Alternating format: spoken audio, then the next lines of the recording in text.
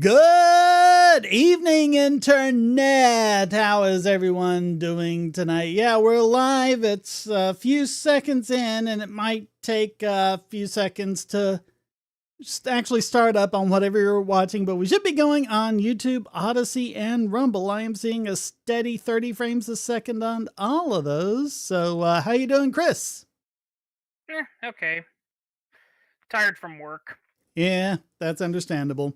And we already have Darius Thurman in the chat wanting to know how he can come in and talk to us. And anyone can do that. All you have to do is go to Patreon or Subscribestar. It has to be one of those two websites, but you just sign up. Just the $1 level is fine. And that will get you access to the Discord benefits. You have to hook up your Discord account to your Patreon account or Subscribestar, whichever one you're on. And then if you're not on the Bogosity Discord, you have to go to discord.bogosity.tv. I'm always used to saying donate. You can also go to donate.bogosity.tv and support me, but that won't get you into the chat. It has to be Patreon or Subscribestar. Use the links below. It's Shane DK on each of those. Hook up your Discord account to your Patreon or Subscribestar account. Then go to the Bogosity Discord, and you will see the live stream channels show up as if by magic. So that's how you get in, and hopefully we'll be able to talk to you, Darius, because you've been a regular on a whole bunch of these, so it'd be great to hear your voice.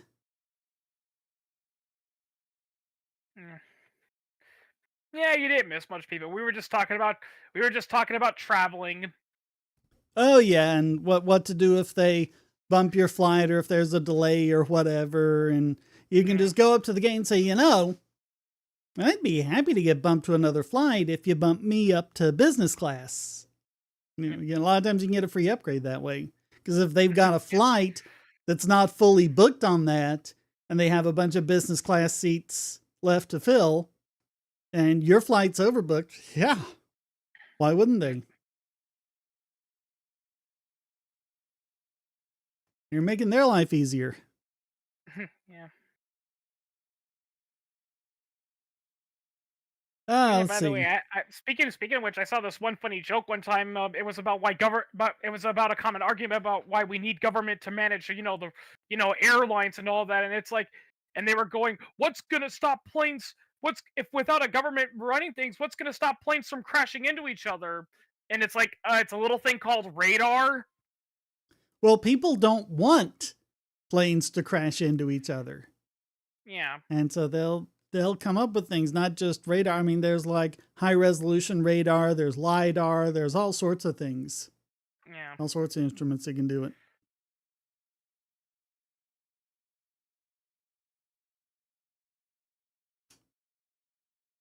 Because mostly nowadays, I think at least most commercial flights, I think those are pretty much autopilot now, pretty much all the way through. And the pilot is there basically to push buttons and then to take over if something goes wrong.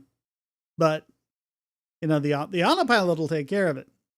Oh yeah, yeah. I mean, it is true what they say that planes practically fly themselves today. They can even land themselves true if you're willing to do it. Yeah. Yeah. Yeah, most of them do it. That was always the takeoff and landing was always the hardest. And they got takeoff landing was kind of like the last thing they got, I think just in the last 10 years or so. Maybe a little longer, but yeah. Took them a while to get landing, but they got it. I mean, I think MythBusters proved that, believe it or not, that scene from the movie Airplane, where a civilian flies a plane, that actually can happen. I've heard a lot of people do say, yeah, if the pilots are incapacitated and you somehow get into the flight thing, all you got to do, and I think they even train, the staff to do this, is find that radio button and contact the tower. Yeah, and they'll talk you down. Yep. Yeah. Yeah, just go to the tower. They'll have a guy on you, and they'll show you how to do it. And because they've done that where they've taken people that have zero flight training, but when you give them, someone who actually knows how to fly a plane and they talk them through, it's actually very easy once you know what you're doing. Well, because again, most of it's automatic nowadays. Yeah. Oh yeah.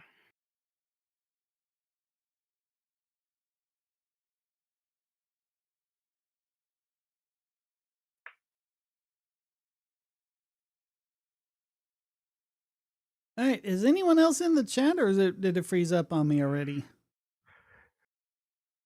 I always have to wonder Excuse me. about that with YouTube because it keeps doing that.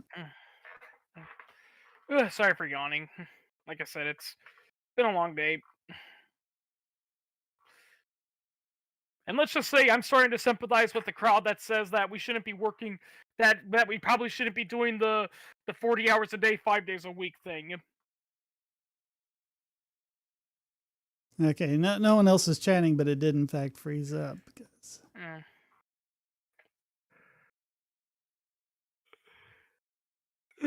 I hope I don't make you yawn. Yeah, it's good. Yeah. It's all good. That's one of the biggest that's I remember reading somewhere, that's one of the biggest mysteries in human biology. Why do humans yawn just by talking about it? Well, we don't really understand why people yawn at all, let alone Yeah. why it seems to be a social thing. One person yawns and a bunch of other people pick up the yawn. Yeah. I mean, I've heard some scientists think that it might be a combo of both, to give your body a little extra oxygen, but it's also kind of like, some people think it's the same reason, why we cry when we see another person cry. It's just, we're humans, we're social animals, and it's just our empathy kicking in. Yeah, but cry, you understand why someone's crying. Why is someone yawning? Hello, Night Shift. Mm-mm.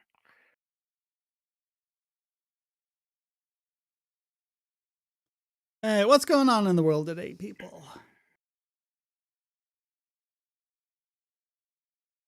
I've been catching up with real life stuff to catch up with real world stuff. Uh,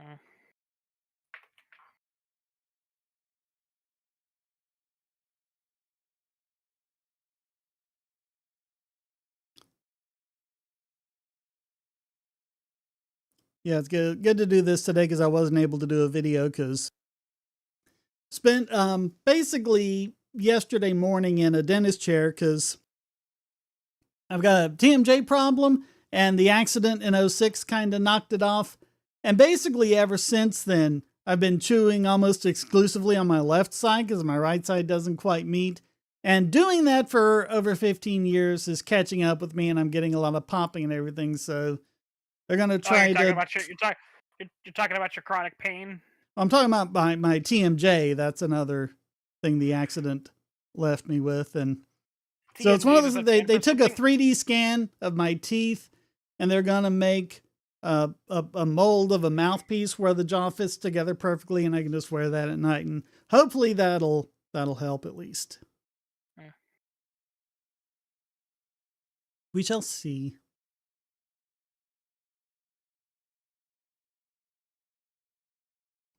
Took me a while to find a good dentist because a lot of dentists are still stuck in like, the 1990 way of doing thing where everything is just drill and fill with, amalgam. Yeah. And the dentist I go to, she's great and she's got all of whatever it is, the modern polymers or whatever that they put on your teeth and then cure with a UV light. Yeah, I've heard. Yeah, I've heard they're getting better. Like they're actually kind of reaching the point where they actually probably may not even have to drill your teeth anymore.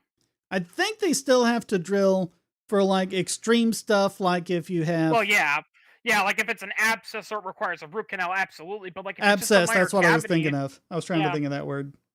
yeah. But yeah, I've heard like now if it's just like a mild cavity, like nowadays there's new evidence that shows that they can just they just gotta blast it with like certain types of UV rays or something, and that does it. Well, they put a filling in and then put that with UV, but they can do it before a cavity forms, before it actually gets through the enamel and down to the dentin. And they also know something that dentists denied for a long time, and a lot of them still do deny. It is possible to remineralize your teeth and increase the layer of enamel over it. Oh yeah. And that's if you're dealing with dentists that are still doing the ADA way of doing things, the American Dental Association, that's what they're stuck with. But my dentist, she's ADA, but she's also got like 2 other memberships in other dentist organizations that are like, no, the 21st century has happened. We are here. We've got better things to Yeah, do. I mean, heck, if that's possible, maybe I should look around because that's one of the issues with my teeth is that, because unfortunately I'm a teeth grinder, so I ground away Oh yeah. my enamel, so it's very weak, so I'm very prone to tooth problems. Yeah, and And of there's course, like different kinds of toothpaste, not just the fluoride toothpaste, which is that's good to use like at night just before you go to bed so the fluoride stays on your teeth and does its job. But like you can also get whatever ingredients it's called where it will actually promote remineralization. yeah. But So, but those toothpaste commercials told me that once the enamel's gone, it's gone forever and it's never coming back. yeah. Well, Mm, it's interesting because your body is kind of at a war, and so it ends up being a balance. Your mouth bacteria is what's trying to wear down your tooth enamel. And you've got natural chemicals, enzymes, whatever it is in your saliva that works with the calcium and the vitamin D that you get to try to remineralize your teeth. And it all depends on which one's winning out. And so by actually making sure you've got good amounts of calcium and vitamin D and using remineralizing toothpaste and things like that, you can actually build that back up. mm. So that's how sugar causes tooth decay then. Oh yeah, sugar and starches. Starches are the worst because they stick to the teeth. But yeah, Yeah. it doesn't do it directly, but the mouth bacteria feeds on it, and Yeah. then they secrete a chemical that erodes the tooth enamel. I remember seeing somewhere that they've actually said that human teeth used to be pretty strong and durable, and it wasn't until after we became an agricultural society that we started having things like cavities and tooth Yeah. problems. Well, yeah, because they talk about how, like in the Middle Ages or whatever, or ancient Greece or whatever, just everyone's teeth was always bad because they didn't really understand how to do that. But then they go back to like Paleolithic societies, and they're looking at, especially that one find they had where I don't know if it was like a formal burial ground or just a place to get the bodies out of the way. Who knows how? They were probably as sophisticated as we were with things like that. But it was a cave, and they were pretty well preserved, including their teeth. And like, hey, these people look like they're probably like in their 30s or whatever, but their teeth are pretty good. Yeah. So something happened. Yep. Yeah, because that's always baffled me. It's like, it's like if the teeth's job is supposed to, be our food, then why are they so fragile and all that? And yeah, a lot of medical historians now think that it was probably when we became an agricultural society and we started eating more starch. That's when our teeth started Mm-hmm. falling out. Yep. Because prior to that, humans were primarily carnivorous. First, with the occasional fruit and vegetables, as famine food. Yeah. Yep. It's Mm. weird how so many things that are good for your diet in other ways are bad for your teeth. That's kind of Oh yeah. that's kind of weird. They always say like, drink if you drink hot tea or herbal tea, that's really good, but it can be bad for your teeth. Yeah, that's fun fact. That's what happened to Mao Zedong. Yeah, I saw this video was called "Disgusting Habits of Famous Dictators," and one of the most disgusting habits Chairman Mao Zedong had was that he refused to brush his teeth because he made the argument that's like, well, creatures in the wild don't brush their teeth and their teeth aren't bad. So really, the only thing he did was he would drink like this herbal tea and that would help him, but that only made it worse. Yeah, but it's like when you're growing up, they always say, "Oh, stay away from sweets; they're bad for your teeth." But the thing about sweets is, yeah, they promote the mouth bacteria, but they also promote the production of saliva, which will dissolve the sugars and get them out. Starches don't do that as much. So they kind of stick to your teeth, but they don't produce the mouth Yep, saliva. yep, yep. Don't get me wrong. Your parents do the right stuff, but let's be real here. A lot of the stuff your mom and dad told you about nutrition, it's all bull crap. Yeah. Yeah, by the way, I've actually remembered reading an interesting thing. It's one seemingly harmless thing that people teach their parents that actually will really mess them up for life diet wise. The classic, now you gotta finish everything that's Oh, on yeah. your plate. You Yeah, gotta eat every bite. Clean off your plate. Don't leave anything behind. Yep. yeah, Well, the worst thing you can do. yep. Yeah, they've actually found that actually can lead to eating disorders and overeating because it socially pressures people to keep eating even when they're clearly not hungry. Right. Yeah. Which, if anything, you want to teach them to stop eating while they're still a little hungry, because there's a delay between actually being full and getting the sense that you're full. Oh yeah, Another thing too, I've heard, that really needs to that really also kind of needs to stop with parenting is like is doing that whole thing where, like, if your kid legitimately tries something and they say I don't like it, don't say, well, you're still gonna have to eat it. No, no, if they try it and they generally don't like it, don't make it again. Yeah. Yeah. Yeah, if your kid tries green beans and he genuinely does not like the taste of green beans, make him carrots next time. Yeah. There's other Yeah. options. Yeah. I saw that on a comedy skit one time, where there's a kid who really doesn't like his vegetables, but his father still forces him to eat, well, not necessarily vegetables, but green beans and all that, and his dad still forces him to eat his green beans, and then it's like, well, I want him to eat healthy. What's healthier than green beans? And the doctor's like, I don't know. What are you, 5 years old? Give him fruit or something. And you know what the dad's response was? No, fruit is too yummy. Yeah. I mean, to be fair to little There kids, I is mean, actually a pretty absurd amount of sugar in most fruits. People don't realize that. oh yeah. Heck, Fruit, even fruit vegetables, juice by per ounce can actually have sometimes twice as much sugar as soda. Oh yeah. I get criticized for drinking so yeah, that's another thing that I always find so funny is, like, so many people are like, don't drink soda, it's bad for you. And then they're drinking that espresso that's just topped with whipped cream and all that. Yeah. Yeah. Like, I mean, The I get it. double Yeah, so shot, double frappuccino espresso stuff. Yeah. yeah. Yeah, I mean, yeah, that's another thing too I kind of hate with food is, like, people insist that it's like listen, it doesn't taste good, but it's good for you, so you should eat it. It's like, and then they're wondering why are you rejecting it. It's like, people, little kids and other people aren't rejecting vegetables because they want to eat candy. It's literally because, let's be real here, a lot of fruits and vegetables have very bitter flavors, and in the wild, what does bitter mean? Yep. Yeah, it We're means supposed to don't eat resist that. it. Yeah.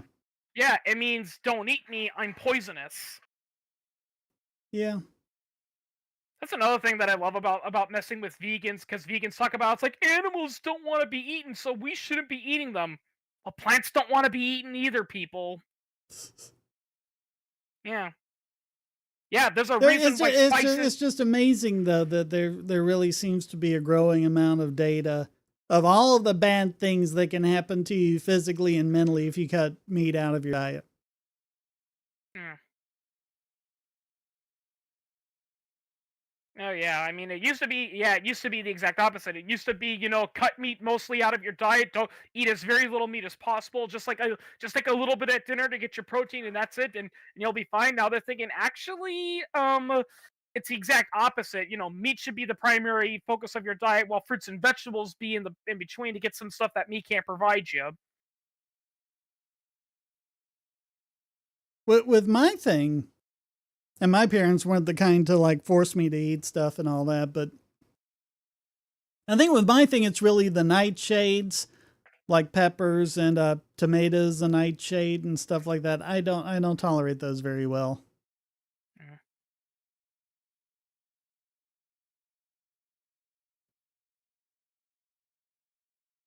Oddly enough, potatoes are a nightshade, and I love potatoes. But apparently, when you cook potatoes, whatever chemical that is in the nightshade that some people have an intolerance to, that breaks it down. So, Yeah, this nice, thoroughly cooked potato. yeah. Yeah, fun fact, contrary to what your teacher told you in history class, people didn't think tomatoes were poisonous because of lead. They thought they were poisonous because they were members of the nightshade family. Yeah. And believe it or not, tomatoes. There is such a thing as deadly nightshade, and a lot of them are poisonous. But Oh yeah. Although fun fact, tomatoes are poisonous, just not the fruit. well, and Yeah. that's why I think potatoes are different, because potatoes are, they're not a fruit, they're a tuber. They're actually part of the Mm. stem. They grow underground. They're not, but they're not a root. for their Yeah. stem, and I don't think there's Yeah. I don't think there's as much there because it's mostly starch. It's not the it's not the roughage in the nightshades. I think that's mostly what does it. Yeah. Because the tomatoes Yeah, are the fruit, the peppers are the fruit. I think it's the Yeah. fruits of the nightshade that do it. Yeah, my own. Yeah, I mean, I'm no dietary historian, but my only theory as to why people started doing the whole you have to eat finish what's on your plate. I think that might have been because of the Great Depression. Because that was during a time where you had where your next meal was very unlikely, so you had to get as much food as you could. And your great grandparents taught that to your grandparents taught that to your parents, so now your parents are teaching that to you. And the boomers were raised that way, and so they raise their kids that way because they don't Yep. stop to think about why. Yeah. Yep. Yep. Yeah, I've seen videos like that. There's now evidence that shows that the boomers are partially to blame for a lot of modern day societal problems. Oh yeah, a lot of them. Yeah. Yeah.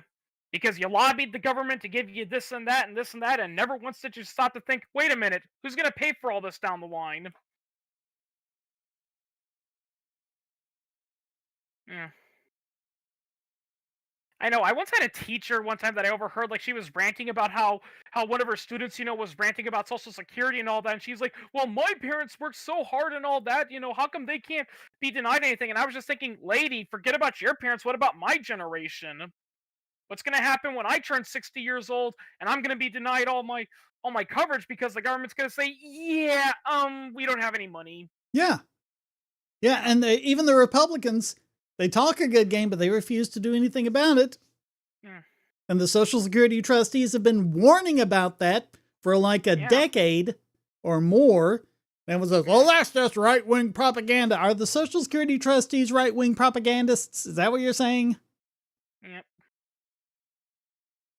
Yeah, and as John Stossel pointed out, the sad reality is that on the rare occasion when a politician does say, "Listen, we need to reform Social Security just a little bit," like not get rid of it, just reform it just a teensy weensy little bit, what happens? Yeah. The senior lobby gets pissed off. Just say means testing and watch them get triggered. Yeah. And it's that you see like the kind of knee-jerk reaction. Say, hey, how about we add means testing? And they go, why do you want seniors to starve? It's like, do you not understand what means testing means? It means you're going to look after the ones who would otherwise starve. Yeah. Like that's another thing too. Like and that was something that some politicians were proposing. Like they'll still keep it for like elderly people who genuinely don't have any money. But if you're like one of those senior citizen, like you save so much money for retired, so you have hundreds of thousands of dollars worth in your life savings and assets. Maybe you probably don't need Social Security. And it's not just the senior lobby. It's all the people who work for Social Security and different Social Security offices. Because if you downsize it at all, a lot of them are going to lose their jobs. Yeah. And they lobby hard for it. Oh, yeah. We're going through tax season right now. If you want to know why your taxes, why it's such a headache to do your taxes, blame H&R Block and TurboTax because they spend millions lobbying the government. They could make taxes so easy. All that stuff you have to collect and do and fill out on the form, government already has that. Mm-hmm. And it will be trivial for them to just go ahead, fill out the form, print it out, send it to you, say, hey, did we get this right? Make any changes, then pay what you owe or you get your refund or whatever. And you can do it in 5 minutes. Yeah. But they don't want that because they want you to buy their service. Yep. Switzerland's healthcare, it's one of those countries, isn't it, that's like half public, half private? Andy Davis is talking about that in the chat. Oh. The healthcare in Switzerland is quite impressive. I will say the one thing I love about Discord and the internet is, getting to meet all these people from there, and and I talk about how it's like in America, everyone says we need to copy what Europe does because they have, subsidized universal health care and all that, and so it's free and all that, and a lot of these people come back with saying, "What free health care?" Yeah. Yeah. I have heard more things against the NHS and why the NHS is terrible from British people than I have Yep. from American conservatives. Well, I mean, yeah, it's not just, the British people, it's the doctors, the Oh, doctors yeah. that benefit Yeah. the most from the system. They're flat out saying, like, listen, it was fun while it lasted, but now our patients are genuinely struggling. Like, I remember when we saw that one debate where they were talking to Boris Johnson and the Labor Party people, they're like, listen, we are we are being stretched to our very limit. We are have patients are being denied crucial life-saving treatment because we don't have the staff and the faculties to deal with them. How are we going to fix, the healthcare system without? And don't just say throw money at it. And what do they say? Oh well, we'll make sure we'll throw more money at it. Yeah. Yeah, Exactly what he said not to do. They yeah. said It's they were like going to no, do. because they Because they just they have their know. talking points. They got to follow the script. And if you try to deviate from their script, they can't handle it. Yeah, that's another thing. That's another thing too. And I 100%, saw. hang on, he says 100% private insurance, but with government subsidies for low income residents. The Dutch are similar, but a bit more interventionist. Yeah, our government is way too interventionist in healthcare. Oh yeah. I don't think I mean, that's people actually what. realize the problems that causes us. Yeah. And actually, I've even heard that's actually another thing that a lot of European people say. A lot of some European people think that it is a free market and that's why it's so expensive. But then you explain it. But then you explain it to them, and some of them actually go, "Huh, that's kind of similar to what we have here." Yeah. Yeah. They're just better at hiding it because they tax people to death. Oh yeah. Yeah, that's the thing. That's the thing. Socialists never want to answer is who's going to flip the bill for all this. Yeah. Yeah. What are you going to do when you run out of other people's money? Mm.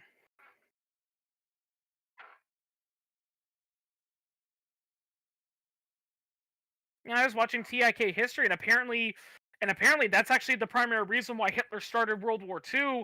Who so soon was because his own Reichskommissar said Führer, if we don't if we we're running our socialist policies are running out of money, and if we don't do something, our coffers are going to be drained. So what did Hitler do? He said, "Well, let's invade our neighbors then and take their money."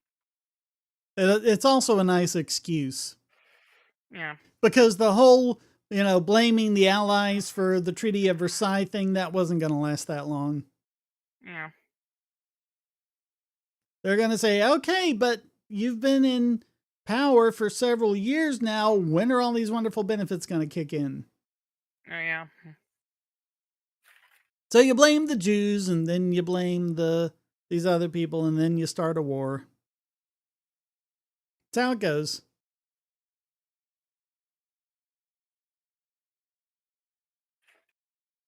Yeah.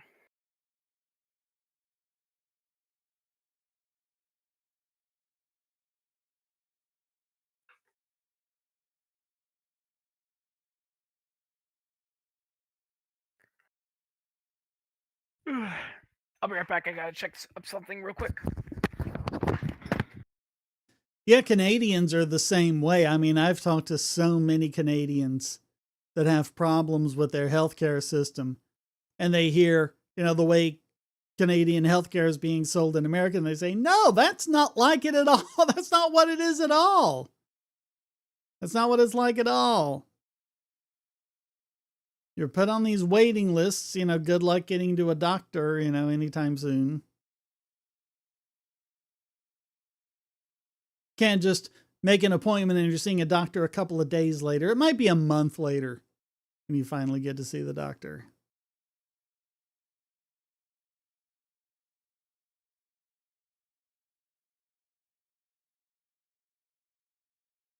And if you want to know more about that, check out my video, How to Fix Healthcare Without Spending a Dime, and also How to Argue for Universal Healthcare. So much good information there.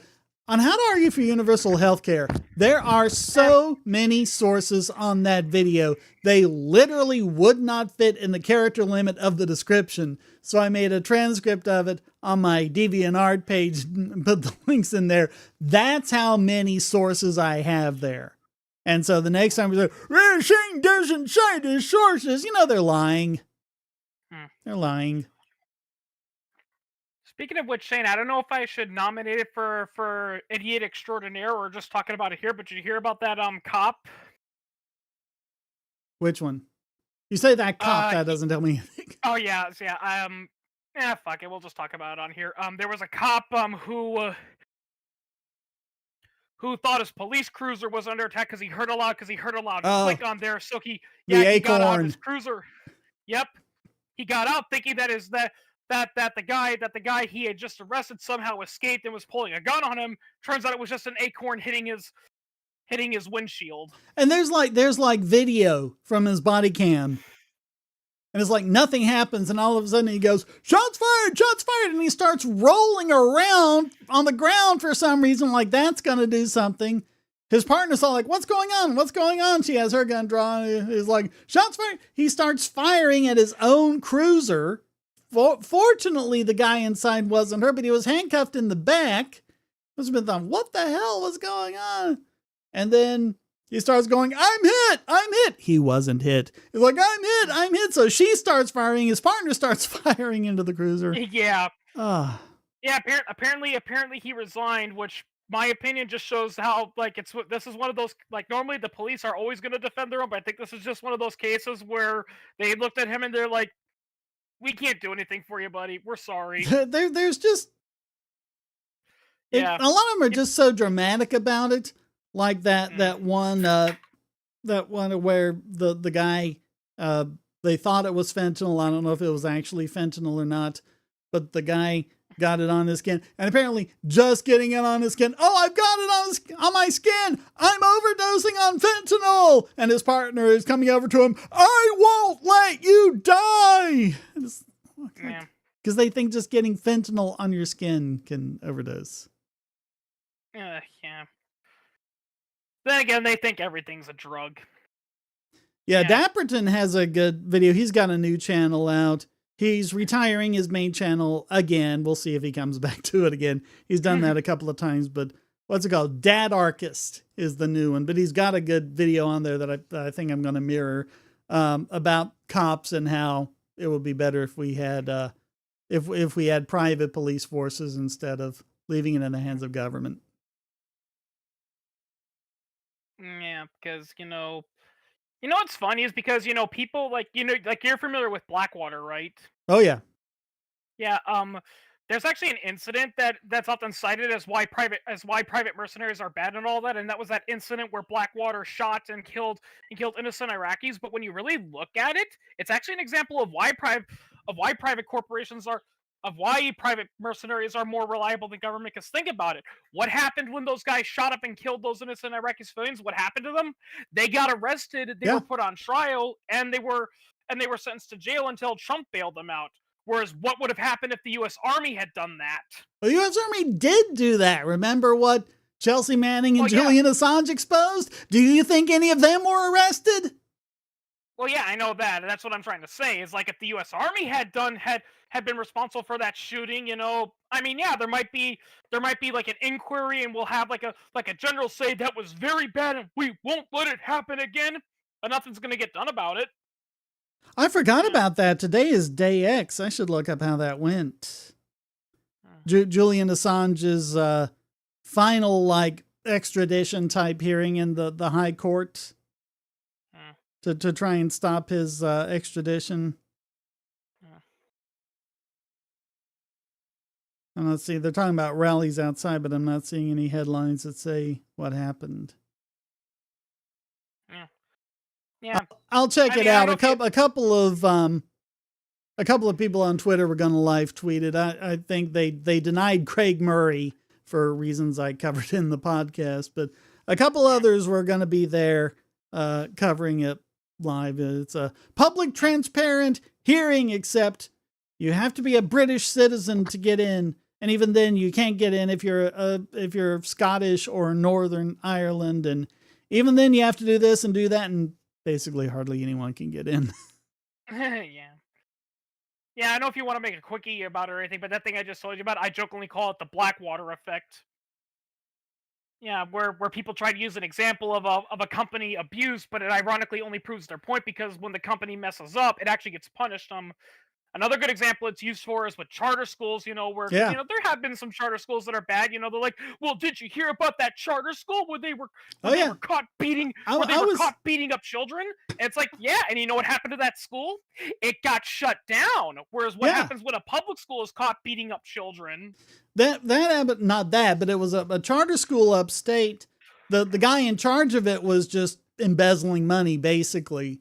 And there are, because people are like, well, that doesn't happen in government schools. And I pulled up like 18 examples just in this area of government Oh schools yeah, doing that. And no one is held accountable for it. But that charter school, man, that guy was let go. And that charter school, they almost went down. yeah.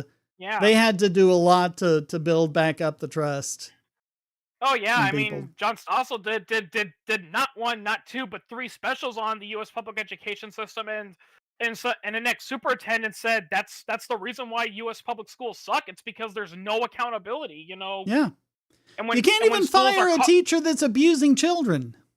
Oh yeah, not without going through like a crap ton of rules. I remember, he interviewed that one police commissioner who was involved in a case where a teacher was caught soliciting sex from his underage student, and the police officer said, and the police officer commissioner said it took us nearly over a year and $500,000 just to fire him, not bring Yeah. him to court to arrest him, just fire him. Yeah, that's how it was with that teacher that burned a cross into a kid's arm with a Tesla coil. I mean, that's a horrible thing to do to a kid, but it still took him, it's like over a year or 2 years, 3 years, and $1 million just to fire him. And it wasn't even Yeah. a union state. He didn't even have the teachers unions protecting him. And it still took that much. Like, I mean, okay, I can understand that for a police investigation, but just firing him, it's like, no. And of course, some of those teacher unions like, oh, but what if a teacher gets accused of abuse and they're fired, but it turns out the accusations were false? Well, then rehire him. Or they can work at Yeah, another school. yeah, work at another school or rehire him. If there's even, I mean, look, I mean, like, and I get it. There's been infamously some false allegations for that, but still, at the end of the day, if there's a teacher and they suspect that they might be abusing students, I think it's for the better of everyone that they say, yeah, you probably shouldn't be teaching until this whole thing blows over with. Yeah. It's another thing I also kind of hate because I have seen people do this is when teachers blame all their problems on the parents. And yes, there's some crappy parents out there, I'll give you that, but still, you're a teacher. It's like, remember Ben Chavis, that guy who ran that Indian charter school in Oakland? John Stossel interviewed him multiple times. Yeah, he said, because he opened a charter school in a really crappy part of Oakland, and he said, yeah, we've had really nasty kids, come into my school, but you know what? I don't give up on them.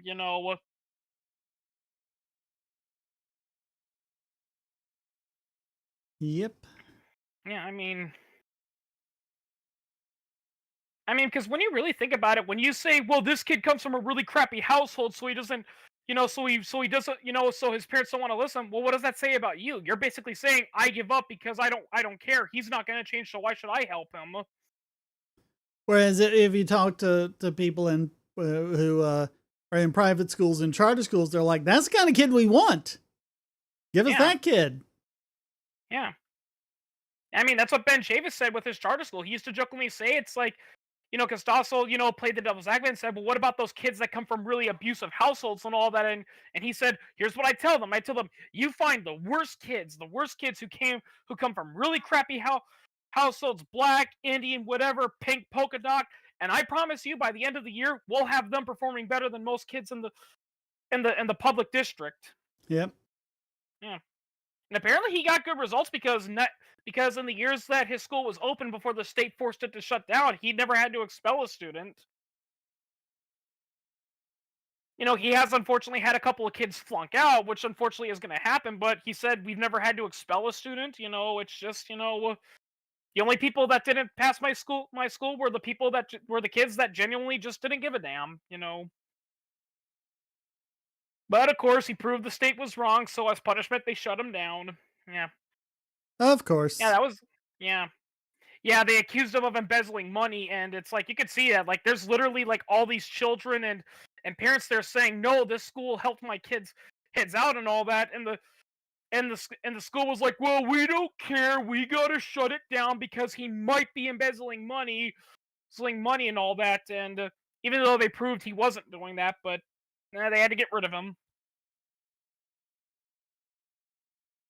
I think that's the reason why cops arrest people, that successfully defend themselves from criminals. It's because I've noticed the state really doesn't like it when you show how incompetent they are. Oh, they don't like that at all. Yeah. That's the real reason why they arrest people when you defend yourself from a criminal. It's not because well, you could have hurt someone. No, it's because you made them look bad. Yeah. It's Oh, I because do that poor guy. believe we have an Odyssey or just sanguinus says anybody can tell them to turn on their computer. I'm not sure what that is in response to, but welcome to the chat and thanks for watching over on Odyssey. Mm.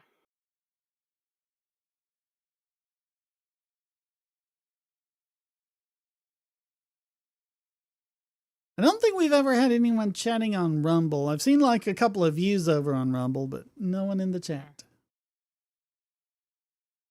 We'll see what Yeah, happens speaking of, tonight. yeah, I know you were talking about taxes earlier. Believe it or not, Schoolhouse Rock, did a special called Money Rock, and there was a song called Where the Money Goes, and there's this funny lyric where he says, "We could stop paying income tax, but they might send me to jail." No, that's the wrong lyrics. They won't might send you to the jail. They will send you to jail. Yeah. Yeah. Because that's another thing too that's so funny about people ranting about credit card companies. Because yeah, credit card companies do scammy work, but at the end of the day, if you don't pay your debt, what is the absolute worst they're gonna do to you? Yeah, the worst they're gonna do to you is they're either gonna sue you or they're gonna give you a really bad credit score, which will make it a pain in the ass to get a loan. But it's nothing to survive. What happens if you don't pay the IRS? They go full blown mafioso on you. They ruin your life. He says most now have no degree. I think he's talking about that as like an alternative to schooling, going on the many places they have online now Yeah. to get education, to get a Yeah. degrees. Like And I I don't envy you over on YouTube. Says, here's my view. I believe every individual police officer is evil. No. Do I believe the institution is evil? Yes. The question that I keep asking though over and over and over again is, if you tell me you're a good cop, just answer me one question. Why aren't you arresting the bad cops? Yeah. Isn't that your job? Arresting the bad guys? But when the bad guy's a Well, cop, again, doesn't that mean you should do it well, too? Well, yeah, but again, as they're pointing out, it's the system, because I have heard that there are some cops, that do want to be genuinely good cops, and honestly try to call out, when their fellow officers are being crooked, corrupt, and abusive, and what happens to them? They're told, nope, nope, forget about it. He's not going to get away. Just shut up. And if you keep bringing it up, they fire you. Or worse, there was that, Yeah, I forget what even it was she did. I think she just pulled over one of the cops for speeding or something like that.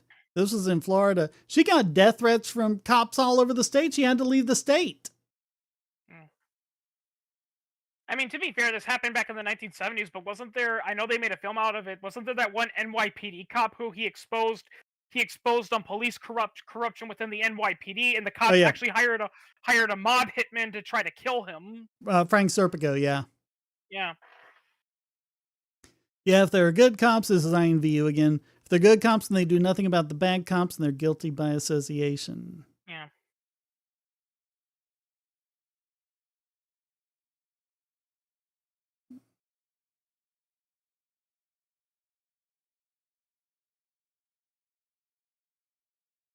I'm still unable to follow Juice Sanguini's over in Odyssey, but he's talking about, what happened to currency being backed by something. Well, government didn't want it to be backed by something because they can't just print a bunch of it and inflate the currency. But I was talking about Masons, Knights Templar, and Judges. I'm not sure what they have to do with anything, but yeah. And Rumble is still blank.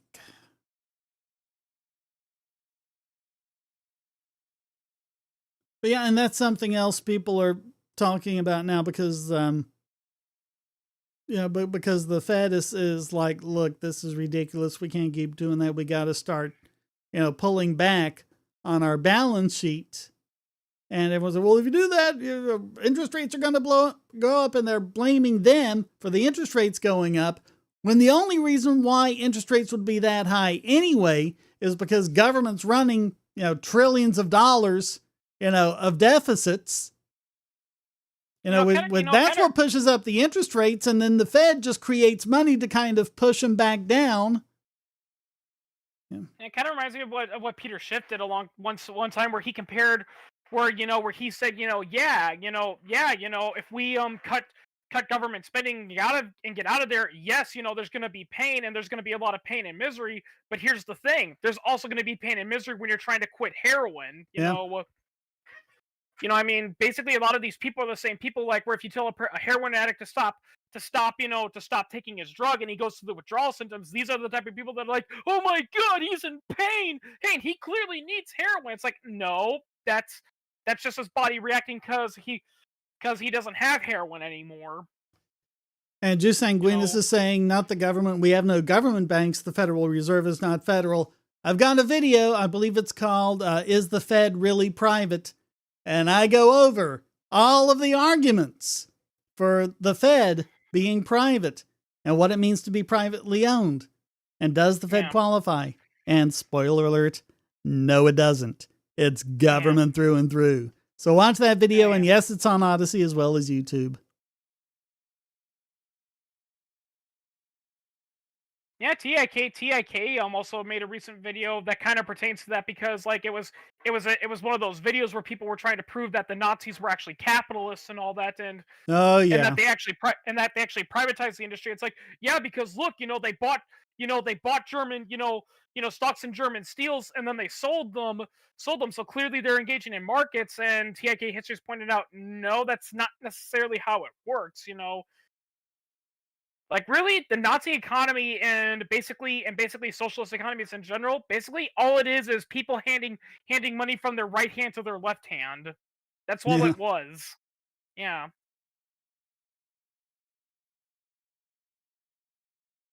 Yeah. So sorry, alternate history people. Contrary to popular belief, if the Allies lost World War II, we wouldn't be living in a world where everyone is oppressed and all the Jews are dead and we're all speaking German. The Nazi economy wouldn't have lasted 10 years, let alone 1,000 years. The exact name of the video is the Fed privately owned? So check that out. Look at the arguments. If you find a flaw in it, leave a comment. That video is up on YouTube, Odyssey, and Rumble. It just baffles me how so many people, can see the issue with the Fed, but their solution is, we got to make it an actual government bank. Oh yeah, that's. Yeah.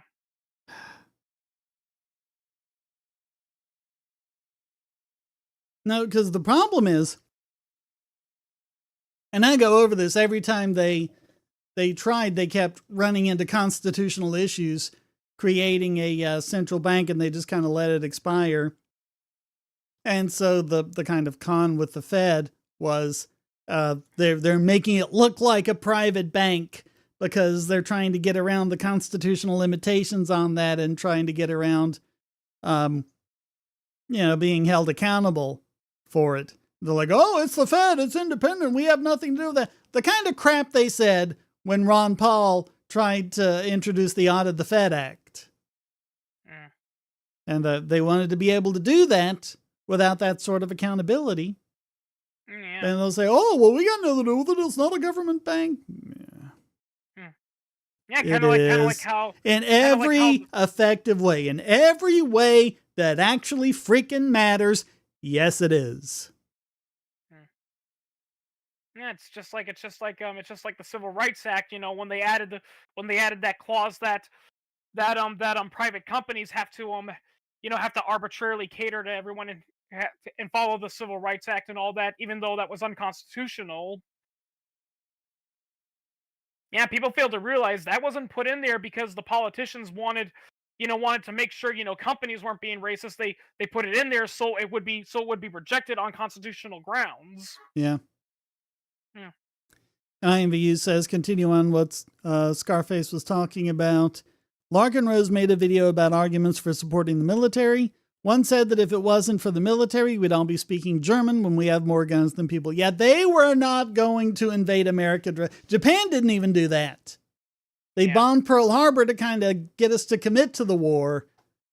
But after that, they'd attack American forces in the Philippines or wherever, but they were not going to land on the beaches in California. Well, yeah, I mean, people fail to realize the whole reason why Japan attacked Pearl Harbor wasn't because they wanted to invade the United States. The idea was to try to scare the Americans away by saying, "Oh, see, look, this is what we're capable of doing. If you join the war on our side, on the enemy side, if you try to join the war with Germany, you're going to be going to war with us, and this is what we can do." But it ended up backfiring because all it ended up doing was pissing off the American people and only making them want to go to war. And Jusangua says, then why does the government borrow from the world banks? Because they want to spend beyond their means. Yep. They can't take enough in taxes, and they're just addicted to all that spending money. They got their boondoggles to pay for. Yeah, the World Bank, that's another thing that people say. It's like, yeah, that's a problem. That's why we need to create a World Bank that is government owned and all that. Yeah, they point to the World Bank and the IMF and say, see, there's problems with capitalism right there. And it's like, how on earth are they capitalist? Yeah, because if I recall correctly, isn't the World Bank, don't they report to the United Nations? Yeah. Yeah, and they got the member governments that basically call the shots on it, which means the U.S. more than any of the others. Yeah.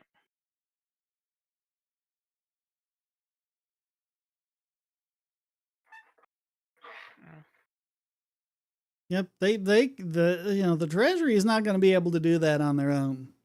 They can't get the money in. They don't have the money. They don't have the assets. So what do? They gotta use the Fed. They gotta use the World Bank. They gotta put other nations, put them under the screws of the U.S. government.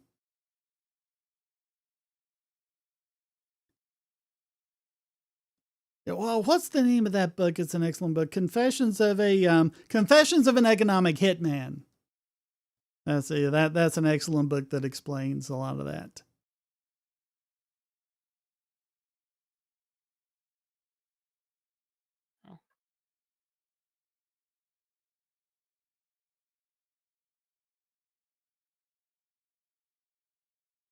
And by the way, Shane, going back to TIK history notes, one funny video I liked of his that really had me laughing was when he was talking about Mein Kampf and all that and explaining Hitler, and he jokingly said, "I don't know why you would read Mein Kampf because it's a terrible book."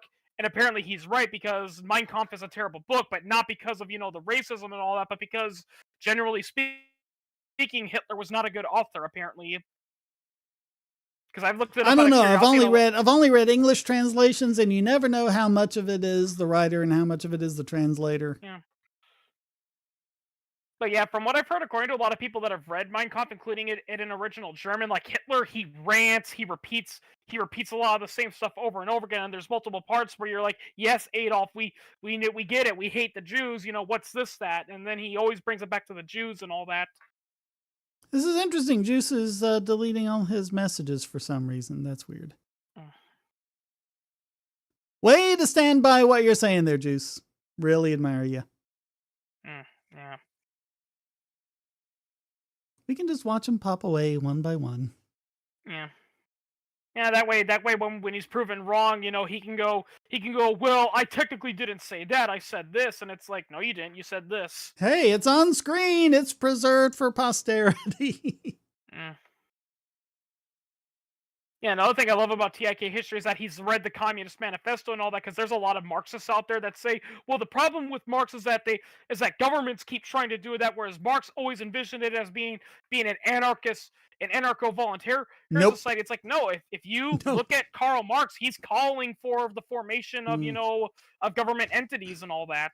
Yeah, I've actually read the Communist Manifesto, and I've quoted the Communist Manifesto in videos, and I've shown screenshots of the page with the page number of the Communist Manifesto where Marx says this and Marx says that, and I still get, commies in the comments coming, well, you've obviously never read Marx. Yeah. Yeah. It's like that. It's like that. It's not my wallet meme from SpongeBob. Yeah. Yeah. Yeah. Yeah. The, yeah. This quote is from the Communist Manifesto. Yep. Yep. The Communist Manifesto was written by Marx. Yep. Yep. Well, if that's the case, then that clearly shows Marx was in favor. Clearly said that he wanted a state to run the communist society. That makes sense to me. So you admit that so you admit the Soviet Union, China, and all that was communism. No, it wasn't real communism. Yeah. Yeah.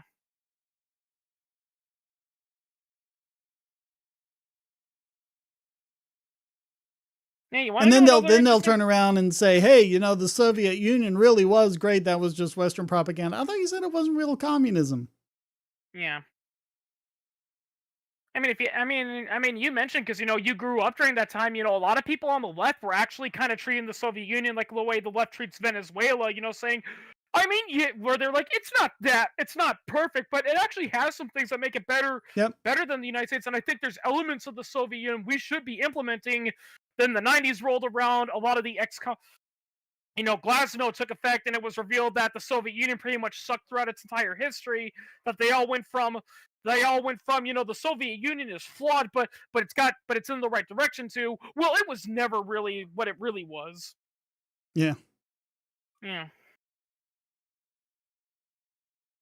Yeah. I mean, you even had Bernie Sanders at the time talking about how great the Soviet Union was, and who was that? I think it was Paul Samuelson. Had an edition of his economics textbook talking about how economically solid the Soviet Union was, that was published like 6 months before the Berlin Wall came down. Yeah. Yeah, it's so funny because like so many people said, but we had the statistics, we had all these evidence showing the Soviet Union's economy was actually stable and it was growing, so there's no way it could have collapsed. It's like, okay, where'd you get the data from? Well, we reported what the Soviet Bureau of Economics reported. Really?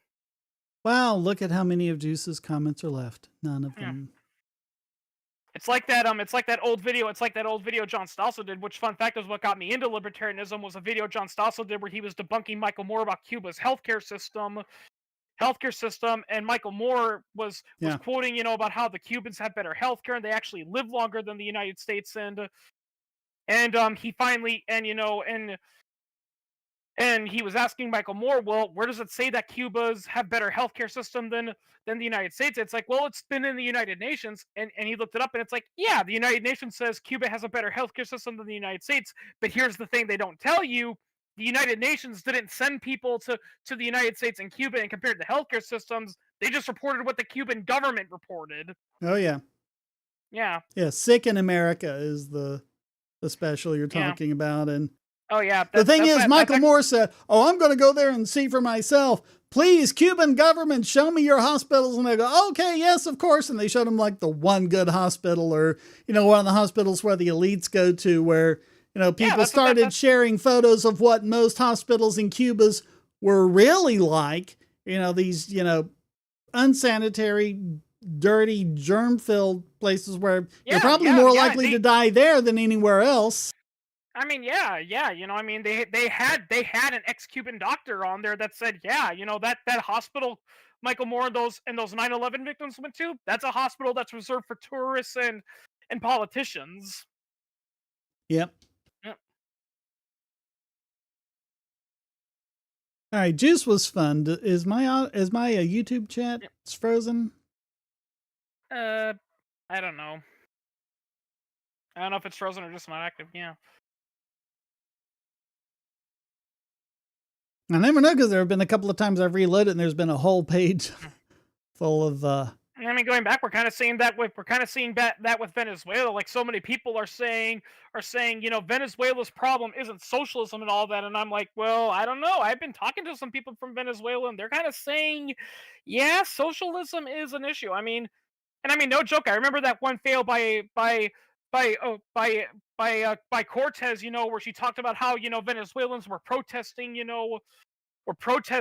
all that, and they were talking about how they were demanding, more healthcare and all that.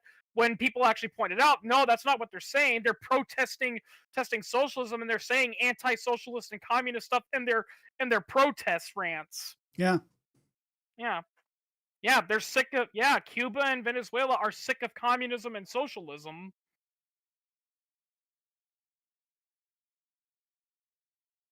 Yeah, well, the right is back to the lie that, oh, if we let a whole bunch of people flood in from Mexico and South America, that's how Democrats are doing that so they can cheat and win elections. When if you actually look at it, most of them end up being conservatives because they just left socialist shitholes. Yeah, and they'll say, the Democrats will say, well, the kind of socialism that we want is not the same kind of socialism they have down there. And the people from there saying, yeah, it is. Pretty much beat for beat. That's what you're calling for. The same socialism that ruined our countries is what you're calling for. Yeah, it reminds me of, that really old video, Occupy Wall Street, where that guy went there and all that, and there was some communists, in the Occupy Wall Street movement, and the guy was debunking them, and they're like, well, how would you know how bad communism was? And then he reveals, because I grew up in communism. I was born and raised in the Soviet Union. Yeah. Yeah.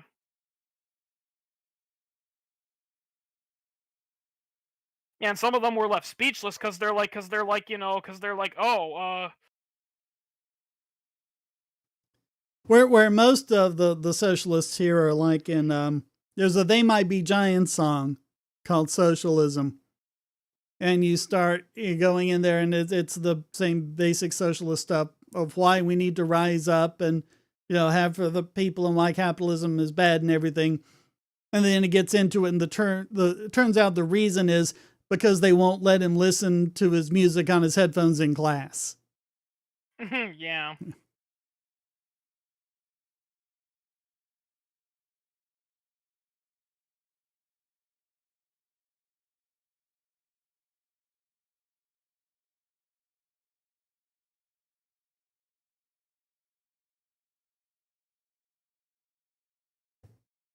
Yeah, and a lot of them don't seem to realize that if we actually did implement socialism here, the ones that are advocating for it, they'd be the first ones sent to the gulags.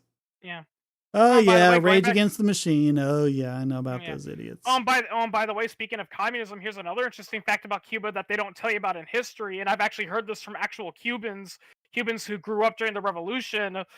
People are like, well, if socialism was so bad and Cubans are actually conservative and didn't like communism, then why did they support Castro's Cuban Revolution? And the reason is because if you actually look at Castro's speeches, he lied. He said, our revolution isn't a communist revolution, it's a democratic revolution. I remember being exposed to Rage Against the Machine and all their supposedly anti-authoritarian stuff and, why government is bad. So I'm like, oh, this is pretty good. And then at the end they say, and that's why you should vote for Ralph Nader. I'm like, seriously? Fun fact, other rock and roll stars have called them out on it too, and yeah. Like, I'm not gonna lie, some of those pop, some of those pop rock groups are just so cringe, like Green Day, and all that, because it's like for instance, I hate the song American Idiot because people are like, well, he's criticizing the Bush, and but it's like, he's not criticizing Bush, he's criticizing people that don't agree with him. Tom Morello, great guitar player, very misinformed. I mean, they're good musicians. I'm not saying that. Yeah. They're just idiots politically. Yeah, but going back to Green Day, it's like, yeah, I mean, the song American Idiot isn't criticizing the Bush administration. It's more or less, Billy Joe Armstrong saying everyone who disagrees with me is a stupid redneck. Yeah. Yeah. Yeah, basically the whole everyone's an idiot except for me. Backwards is And good. I'm not really a hip hop guy, but I mean, I listened to a couple of their songs, and I mean, yeah, it's good stuff. I'm just not a hip hop guy myself. Yeah, from what I haven't seen the show, but apparently, one really good example of a show that was written by a guy who was trying to promote socialism and expose the corruption of capitalism, but he unintentionally exposed the corruption of government and socialism was ironically The Wire. I never saw that. Yeah, because apparently it was trying to show the evils of and corruption of capitalism in the city of Baltimore, but all it really ended up doing was exposing the problems with government in Baltimore.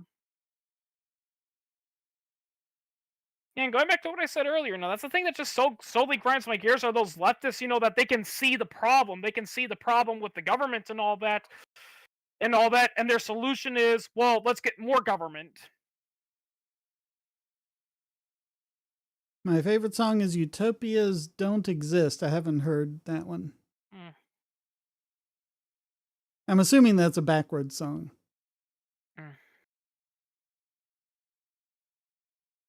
Yeah, I know he wasn't political and he didn't really write any political lyrics, but I know Frank Zappa was a libertarian if I recall correctly. Yeah. And that's why he got kicked off of SNL. Yeah. Yeah. Yeah, like he's like, Frank Zappa is kind of a mystery as to why he was banned from SNL for hosting and all that. Like, I've heard so many mixed stories, and I think the reason why Frank Zappa got banned from SNL was just simply because he wasn't, I think it was just that he wasn't them, Yeah. Yeah. because they were hoping that he was going to be this crazy, insane, rock star, and he was going to be into drugs and all these crazy beliefs, but he was actually a pretty intelligent and pretty cool and funny guy. Yeah, and he never did drugs or anything like that. Yeah, I mean, you'd never guess it because he named his kids Dweezil and Moon Unit. Yeah. That sounds like a guy who's doing drugs, but he wasn't. Yeah. I mean, that's actually something that caught, Congress off guard, when they were trying to bring, rock and roll to trial. They're like, they brought, they demanded that Dee Snider, Frank Zappa, and who else was it? That the guy who wrote "Take Me Home, Country Roads," John Denver, and John Denver. And the reason why is because they thought, well, John Denver's a country music, so he's gonna obviously gonna have religious conservative views. Frank Zappa, oh yeah, he's a stupid drugged up hippie. He's gonna be an idiot. And Dee Snider, oh, he's clearly a satanic devil worshiper. And they bring him to the court, and John Denver did not actually support them. In fact, he was pretty liberal. Frank Zappa was actually an intelligent guy who actually knew what he was talking about, and Dee Snider was actually a pretty reasonable guy too. Oh yeah. Yeah. Yeah. Didn't he embarrass Tipper Gore and all that because she says, "Oh yeah, your songs are clearly about sadomasochism and, and rape and devil worshiper and all that," and he basically said, "Listen, I can assure you that is not what our song is about, and the only way you could clearly hear that is if you're subconsciously looking for it." Yeah, just reading in things that aren't Yeah. there. Yeah, I remember those. I remember those when they happened. Yeah. Yeah, the music industry did something that the film industry was too much of a pussy to do. Is that when Congress, was threatening them, they actually fought back. I mean, they caved anyway and did the music ratings thing, but they still fought back for the most part, and because so many people say, it's like, well, movies voluntarily chose to self-censorship and all that. No, it's like, no. It's like, that is not what the Hayes office was. Yeah. That is not what happened. Yeah, I mean, it wasn't done voluntarily. It's like, yeah, the government didn't pass a bill forcing them to do it, but they threatened to do it. Well, it was the same kind of con I was talking about earlier with the Federal Reserve.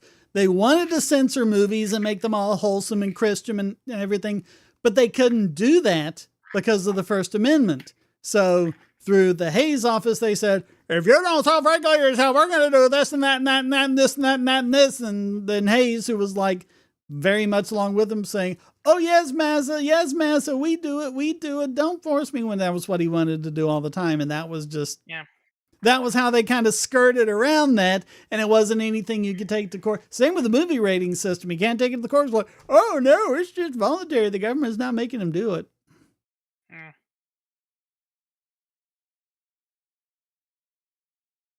I read one pretty funny philosophical question that's really true if you think about it. It's where it says, "Listen, if you buy a car, but the government tells you you can't drive it on certain areas without certain paperwork, do you truly own your car?" Yeah. Yeah. Yeah. Speaking of which, apparently there's actually a loophole. There's actually a loophole in in a lot of the traffic laws. Apparently, you only need a license to drive a car on public roads. If you take your car out and you drive it on your own private property, and you're only 14 years old and you know how to drive a car, but you don't have a license, legally they can't arrest you for it. Oh, yeah. Yeah. It's only on the public roads. Yeah.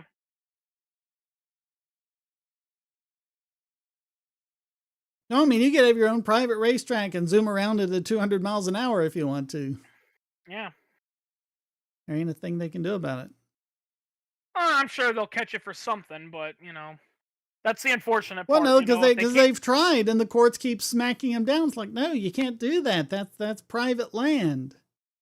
You don't even have business going on there without probable cause or reasonable articulable suspicion, whatever that term is. Yeah. Something like that happened. Like, wasn't there that one incident where a guy was urinating in his own backyard, and he was arrested and charged for being a sex offender? Well, in the woods. He was like deep in the woods. Yeah.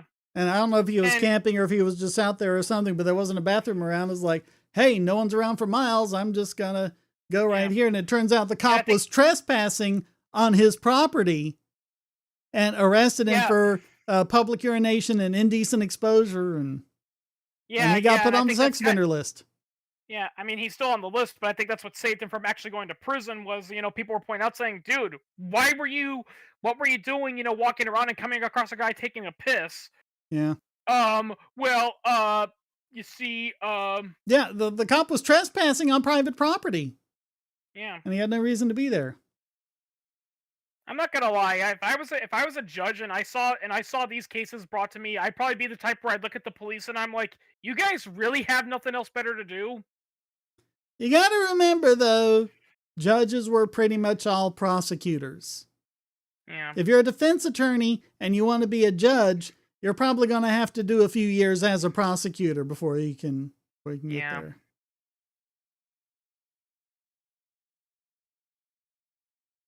Honestly, I'm kind of for some of those people that are saying there should be a new rule that says that in order to be a judge, you have to have been both a prosecutor and a defense attorney. Yeah, but it never goes the other way for some reason. Yeah. You can be a prosecutor all the time without having to spend any time at all as a defense attorney. Yeah. Yeah. And even then they get around it. They just do some time in the public defender's office, which in a lot of places is a joke because they're in cahoots with them anyway, just trying to get them through the system. Yep. I mean, like you said, there was that one incident, where literally, a public defense attorney's office literally, told the state, that's like, listen, we have to, you have to stop, arresting people because we would be breaking our own ethics, because we wouldn't be able to properly represent them, and that would be violating our ethics code, which can get us in serious legal trouble.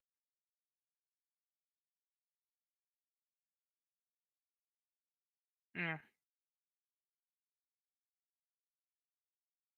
Yeah, I think I mentioned this before, but I've also heard some people say that, the prosecutor, it should be a one-term only thing, and once you're done serving your term as prosecutor, you're done. You're permanently done. You're never getting that job again.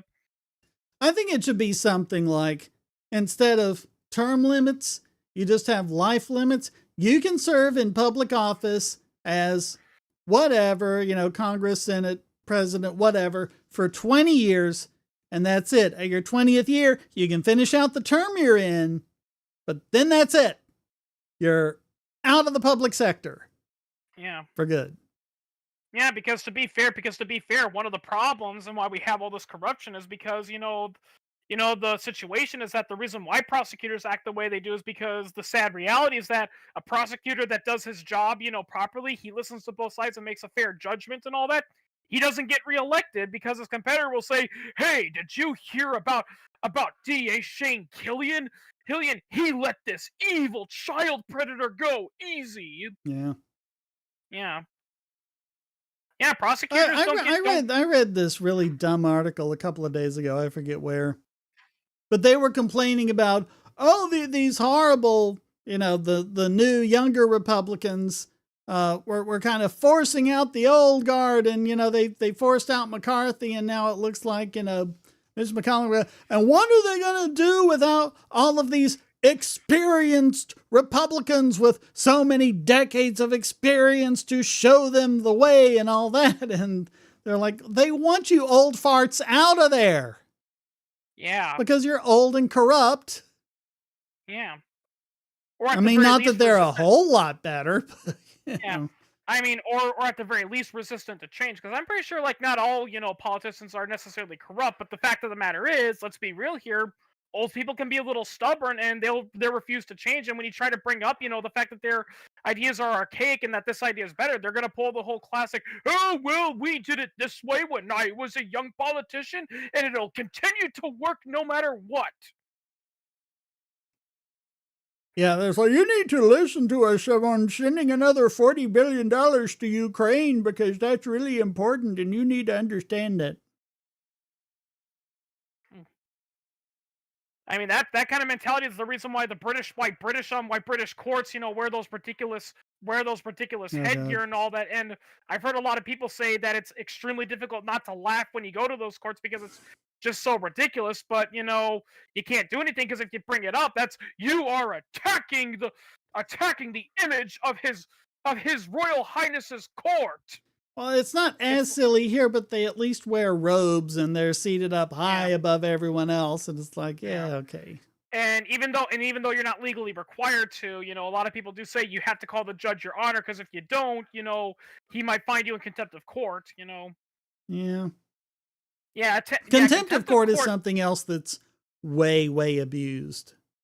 Oh yeah, exactly. Like, because like when people think of contempt of court, they think it's like, well, isn't that like like where the guy is like swearing at the judge and all that? No, most of the time it's literally because you did something that the judge didn't approve of. Yeah. Yeah. You object to something and the judge has got a bias or corruption, like you're objecting to a witness, and they want that witness like, oh, you're objected, I'm going to hold you in contempt. Yeah. I mean, I've even heard cases of people that have been held for contempt of court because they were late for the trial because they legitimately had something that stopped them from getting there in time. There was one case where a lawyer had two different cases in court, and both judges filed him to be there on the same day. And he was telling me, it's just like, look, I can't be in both places at once.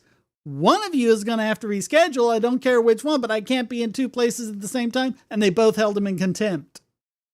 Yeah.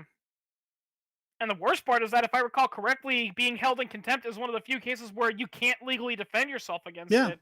And you can't appeal it or anything. Yeah.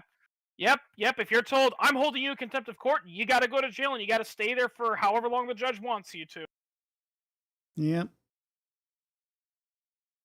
Yeah, I've heard, some people are saying, if we must hold people in contempt of court, there should be like a very, very strict limit on how they can do it. Like maybe only hold it for like 1 or 2 days.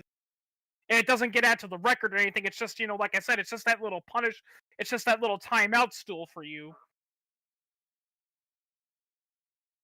Like, some people are like, it's like, but if we can't hold people in contempt of court, then how are we going to keep law and order in the courtroom? It's quite simple, and I've heard older judges say this. If a guy is being that genuine of an asshole, just tell the bailiff, get him out of here. Yep. Let the lawyer do all the talking. In fact, really, the plaintiff, if you're a smart plaintiff, if you're a smart defendant at the very least, you shouldn't be talking. Yeah. Almost every single lawyer will say that. They'll say, "Look, just show up, be polite, and only speak when you're spoken to, and let me do all the talking." Just sit at the table, put on your best poker face. Yeah. Yeah, and if a If guy's not something doing, if something's happening, don't shout it out. Write it down or whisper it to me or something like that. But yeah, yeah, don't betray anything. Don't just sit there, put your best yeah, poker face on. yeah, you know. Yeah, there's that old joke that defense attorneys tell each other. It's introducing ourselves. It's like, here's the honorable Judge so and so. So who are we here today? Here today. My name is John Smith. I'm the defense attorney. My name is John Doe. I'm the prosecutor. My name is Jack Doe. I'm the guy that stole the car. Yeah, it's like, Yeah, dude, it's don't. hit the honorable is another one of those things Yeah, that it's bad, but it's not as bad as it is in England, where it's something like yeah, the right honorable his greatness or whatever it is, and they've got like three or four of them in front yeah. of the name.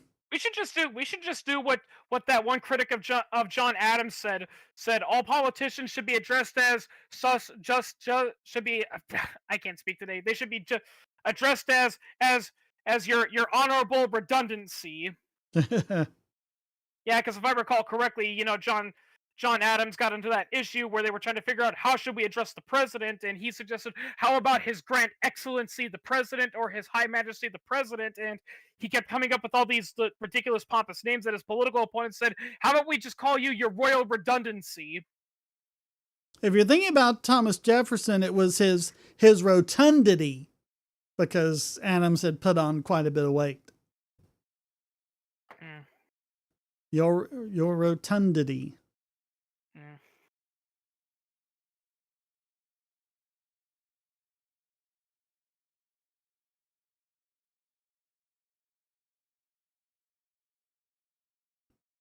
Yeah, I think the chat's You, kind of lulled. it's one thing we should probably it's one thing I think we should bring back. We should bring back that politicians should should be forced to do if they can't agree. We should bring back legalized dueling. You see, people always go, but that's uncivilized, that's savage. Okay, let's think about this.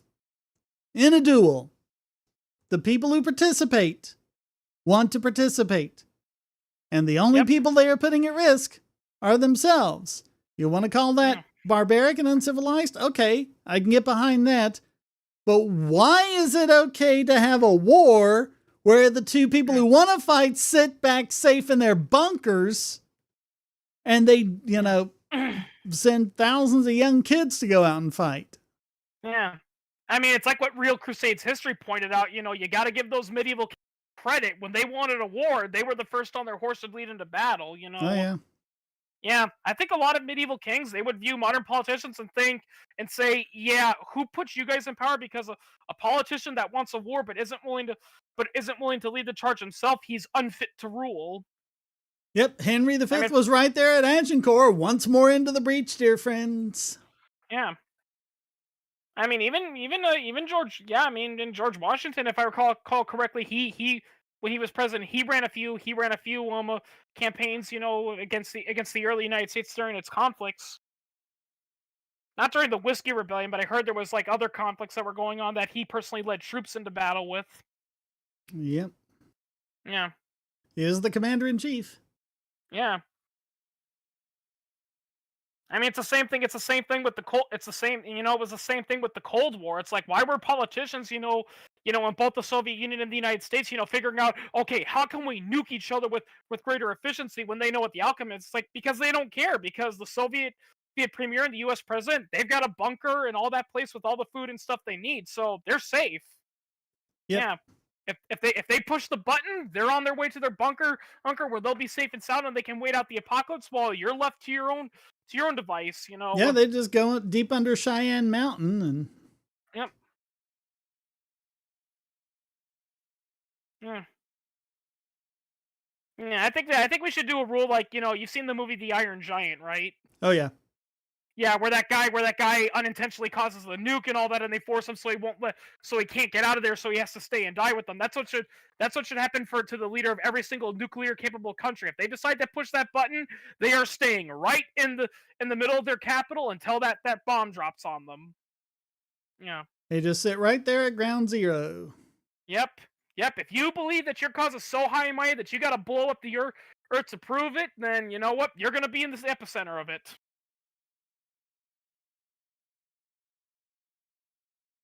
Now that I think about it, when you really think about it, nuclear weapons are the most immature way ever because it was basically a way for the United States and the Soviet Union to basically say, if I can't have the world, then no one can have it. Yeah, we're just puffing out their chests at each other. Yeah. Yeah, Like they're still doing. From what I understand, both sides, they weren't even really thinking when they came up with all these weapons. It was literally just all about, let's have more bombs, let's make them bigger and more powerful, and we'll show those communists or capitalists, whatever, what our nation can do. And then in hindsight, they look at it and they say, wow, we've got all these weapons, and if they were all launched at one time, we would destroy the planet. Like 10 times over. Yeah. It's like, oh, shit. Now what are we gonna do? It was weird at the time because growing up at this, there was all this, we got to get more nukes. We can only blow up the world twice. We need to be able to blow it up 5 times. Yeah. It's like Slaughterhouse. It's like Slaughterhouse 5. Those aliens. It's like, why would you build a weapon that's capable of literally blowing up your entire planet? Well, because if we don't have it, our enemies will build it, will make it and use it against us, or whatever their argument was. Yeah. I haven't read Slaughterhouse 5, but I know that's a scene in there. That was basically what the Manhattan Project was all about. We have to develop nukes before the Nazis do. Yeah. Yeah, and then it's like, and then it turns out, and then it's like, oh, wait a minute, the Nazis never had the ability to generate nuclear weapons. What's this? Stalin's actually not a leader of the people. He's actually a megalomaniac tyrant who'd be willing to blow up the world to prove a point. Oh, shit. Yeah. Yeah. Khrushchev was really bad in that way. Yeah. Don't get me wrong. I can understand, why some of those scientists sold it to the Soviet Union, but it's so funny, their justification. They're like, oh, but what if the United States became fascist? Okay, so let's give the most dangerous weapon ever developed of the 21st century to a guy who killed more people than all 3 fascist powers combined. Yeah, I mean, if they had given it to, Britain or Canada or India or something like that, probably wouldn't have been so bad. I think the real reason is because a lot of those scientists, they themselves were communists, and when they were caught, they were just trying to justify, Yeah. Yeah, they were just trying to be, it's like, oh, no, it wasn't politically motivated. We did it because it was philosophically motivated. It's like, no, you wanted something so your holy land of the Soviet Union wouldn't be, would have a fighting chance if it ever went to war with the United States. Because here's the thing, there's actually been ex-KGB agents that have confirmed this, if nuclear weapons had been taken out of the equation, the Soviet Union would not have won a war against the United States. Yeah. Yeah. Yep.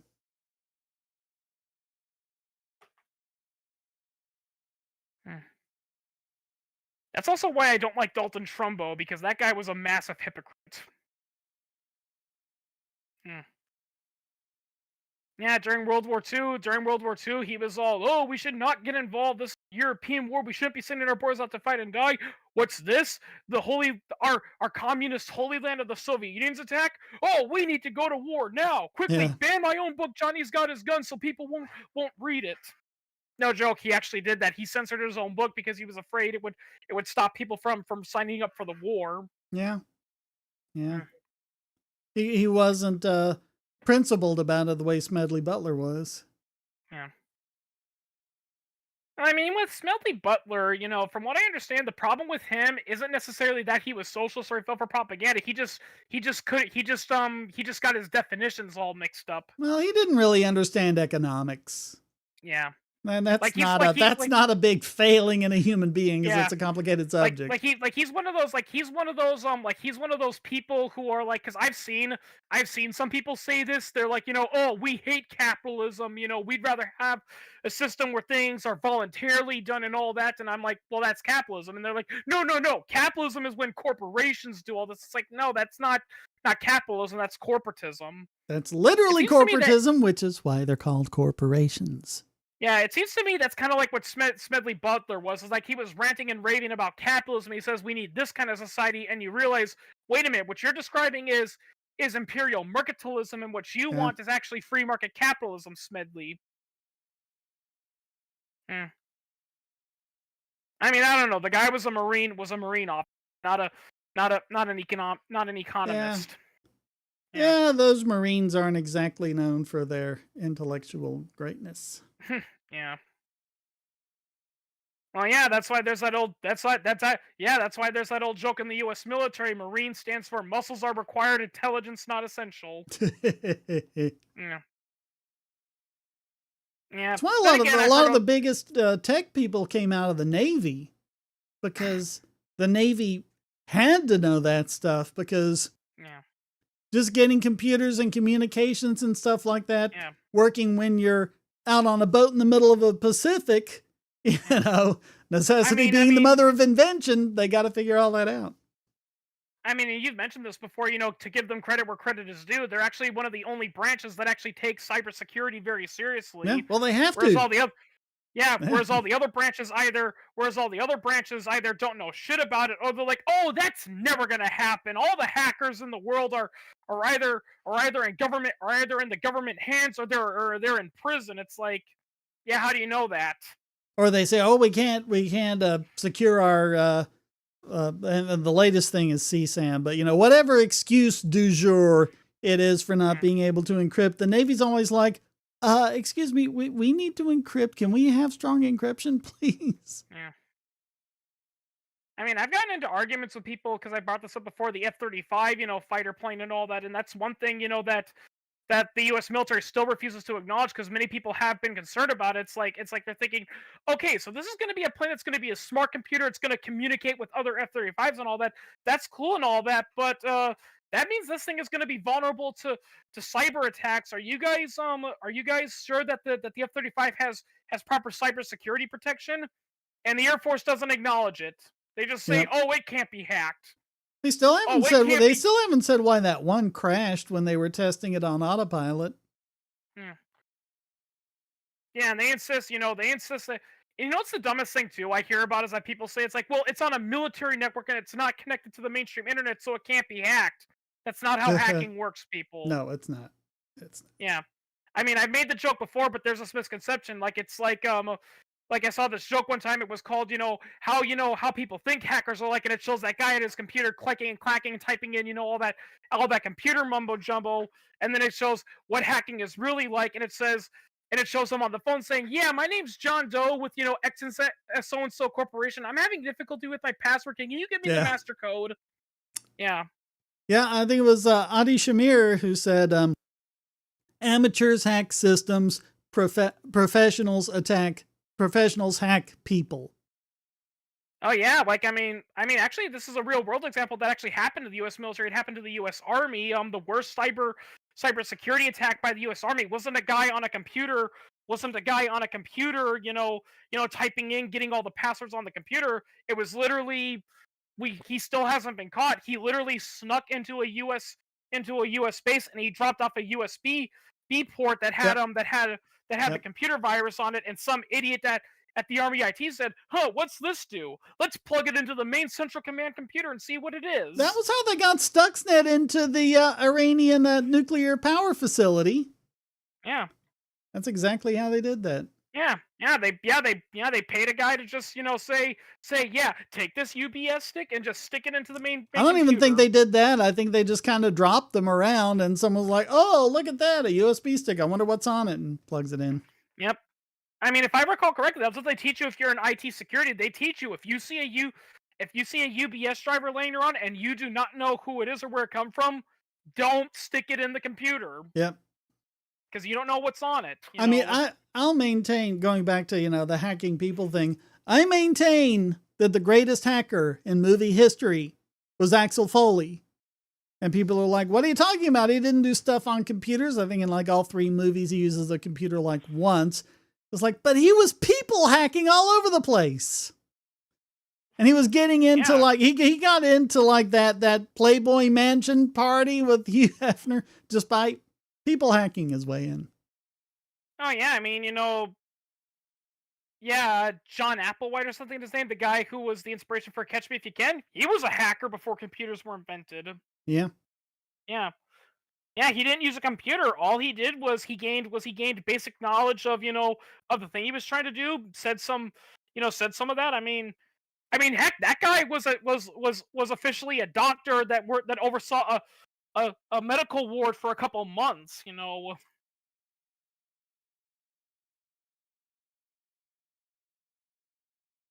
I mean, it's ultimately it's you hack people.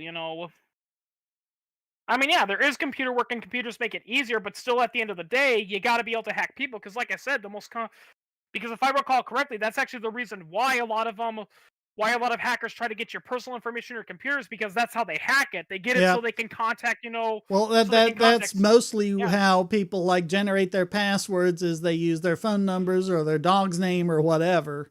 Yeah. Yeah, and the whole point they do that is they use it so they can get the information. Then they contact tech support and say, hey, I'm having issues with my account. Can you send me even more information? It's like, okay, sure, just give us your password. Okay, here's my password. Okay, here's all your private information. Yeah. And now they've got your private information.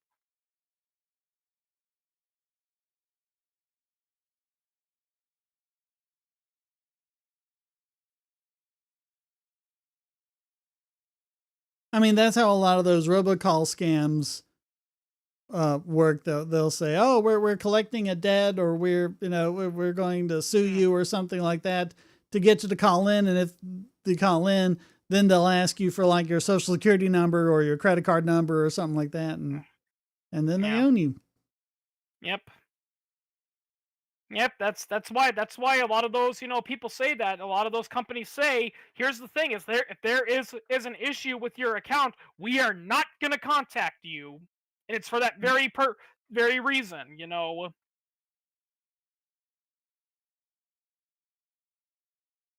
Yeah, if someone is going to sue you, they are not going to inform you of that on a voicemail with a cheesy computer voice. Yeah. They're going to send a process server to you. Yeah. And another thing too, I'm pretty sure too, is that they'll say it's like, oh, it's like I'm with so and so company and all that. It's like, well, why am I getting it from the company when it would actually be the lawyer they're hiring? He would probably send it to me. Yeah. It would probably be a lawyer saying, I'm attorney so and so with this law firm. On behalf of this company, we're suing you for this reason. That's what they would be contacting you with.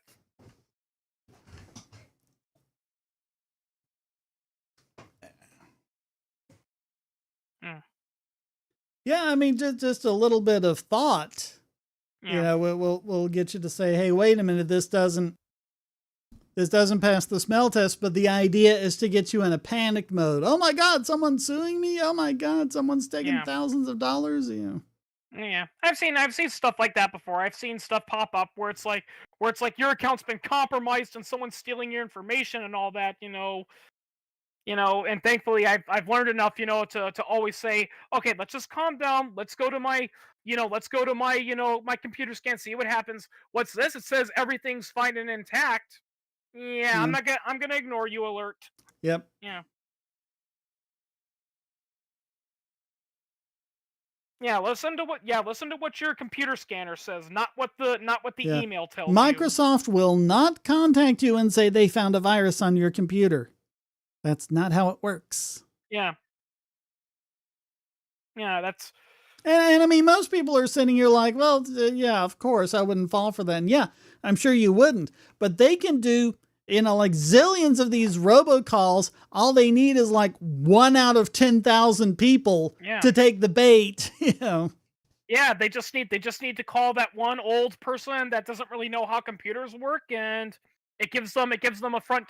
It lets them set up a front, you know. Yep.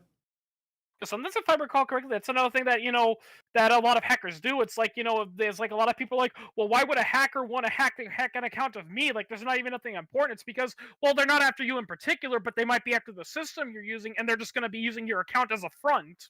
Yeah. Or they'll take over your computer, not because they're interested in your information or anything, but they want to make it part of a botnet. Mm-hmm. And they'll take over your computer or your router or any other device they Yep. can. Yep. And then then they go, then they use, then the bot or the worm goes to your email. It finds all the people you're in contact with, and it sends the worm to them, and it waits Or until not even someone. or not even that. They might not even care about that. They just want computers on a botnet that they can turn around and sell on the dark web. Hey, here are all these computers that we've compromised. Buy however many you want, and then go and do what you want to with them, and you can use them to Yeah. because if you're launching off a hacker attack, you don't want to do it from your own computer. You want to bounce it Yeah. off of a couple other Yeah. computers, cover your tracks. And that was one thing about the whole Russian hacking thing when that was going on. And they had said, well, okay, this wasn't from the Kremlin or anything, but it was an IP address associated with a router at a Russian hotel. I'm like, okay, that just means someone compromised that router. It could have been anyone on the planet. Yeah. You want to make it look like Russia's doing an attack? There's ways to do it. Yeah. You want to hack Sony and make it look like North Korea do it? Easy peasy. Yeah. I saw a joke that made fun of that parody though one time where it was like, where like it was like a meme or something, and the guy was like against I forgot what the hacker group was called and all of that, and the guy goes, guys, you almost caused a nuclear war between the United States and North Korea. What do you have to say for yourself? I'm going to Disneyland. Because I mean, apparently they did that because like they wanted to promote peace and all that, and I'm like, guys, you almost caused a diplomatic crisis between the United States and North Korea. Yeah. Then again, not all hackers are pretty smart. Like like I'm not gonna lie, I find some of those anonymous and lulsac, hackers really stupid because like they claim they're fighting the power, yet They don't understand what the power is. yeah. Oh yeah, it's like yeah, we're gonna hack and destroy a major credit card company's entire data. That'll free everyone. Like no, it won't. No. You're gonna cause that was the whole thing about Mr. Robot, because that's what the hackers there were trying to do. And after they actually succeeded, it's like, uh-oh, this isn't such a good thing after all. Yeah, that's why I hate people that like the movie Fight Club, because they're like, oh yeah, that guy was right and all. It's like, guys, Oh no, the guy was insane. That was the whole point. Yeah, I think that's an excellent movie, but not because Brad Pitt's character, quote unquote, is was right. Is because no, that's the guy who was pulling him down to the dark side. Yeah. Yeah, I mean, I've actually heard the original writer of the book even said that too. Like, he tells people, like, listen, if your favorite character is the alter ego, something's wrong with you. Yeah, Tyler Durden. Tyler Durden is not the good guy, but he was played by Brad Pitt, and he was done all charismatic and everything. So yep, people are like, oh, he must be the good guy. No. Yeah, and I mean, if I recall correctly, I've seen the ending of the film. Like, even his own character points out, this plan won't work, and if anything, it's going to cause more harm than good. And the other alter ego just refuses to listen because he's worked himself up into this grand scheme. Yeah. Yep. So he has to shoot. He has to shoot himself to stop Tyler. Yeah. I mean, he doesn't stop him. The buildings are still demolished, but Tyler himself is gone. Yeah, the first rule about Fight Club is you don't talk about Fight Club. Second rule about Fight Club is, damn it all! I saw a joke like that one time, where it's like the first rule about Fight Club is don't talk about Fight Club. Second rule about Fight Club, Ah, dang it all! I broke my own rule. Mm, Good movie though. mm, Really good movie. yeah. I got a question. Tyler. How is starting an underground boxing ring gonna get back at the man? Yeah. Yeah. And then again, but then again, like you said, that's the whole point. The point is he's insane. That's the reason why he came up with this crazy plan that'll never work and it'll cause more harm than good and only increase the power of the man. But he's insane. He's not thinking. Yeah, an underground boxing club that's basically turned into a minor league terrorist organization. Yeah.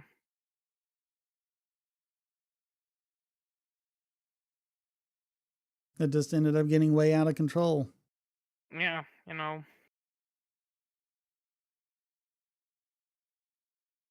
And I mean, that's kind of the whole point. That was kind of the whole point because, like, I've seen clips of that movie. That's kind of the whole point too, and all that. Because, like, so many people are like, it's like, oh, but look, he lives in this oppressive world, and he's down, and he's angry, and depressed, and all the time. Well, the whole point of the ending of the movie with that is him ultimately realizing, holy crap, it wasn't society, it was me. Yeah. Yeah. It's like, I'm like, I get it. I'm a libertarian and we rant about it all the time. Yes, there is genuine bad stuff that you have no control over, but at the end of the day, you do play a role in it. Like, I've brought this up a pretty good time. One of the reasons, to be fair, one of the reasons why we have so many corrupt politicians and all that in positions of power is because the sad reality is we're partially to blame for it because we let it happen. Every time something bad happens where we get scared and we're like, holy crap, what should we do? And all it takes is a guy with a charming smile to say, "Put me in power and you'll live." Yeah.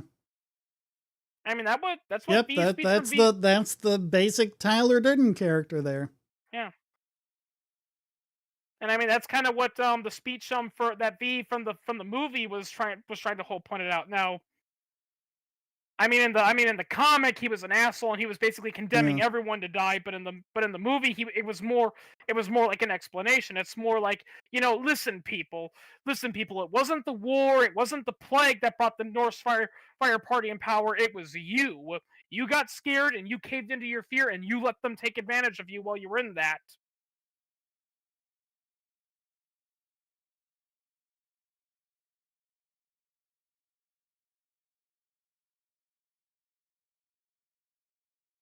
Yeah, I think that's a big reason why Alan Moore didn't like the movie. Yeah.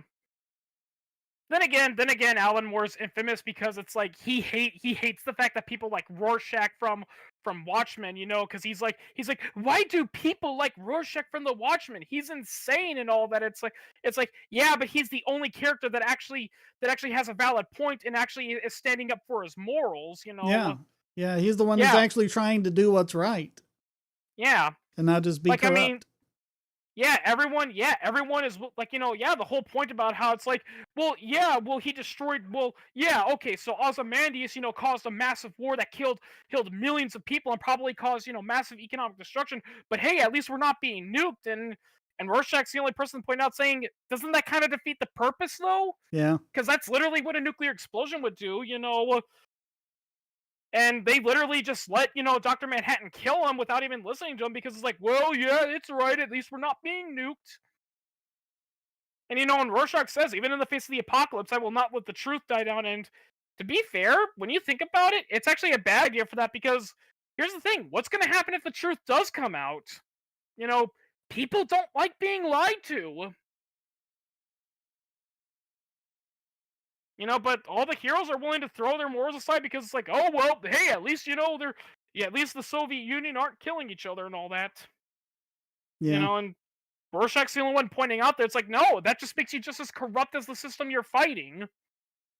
It's a bit like when Jimbo in South Park was like, "Hey, we got to hunt deer to thin out their numbers so they won't starve," and he kills all the deer. Great job, Yeah, Ned. Now they won't starve.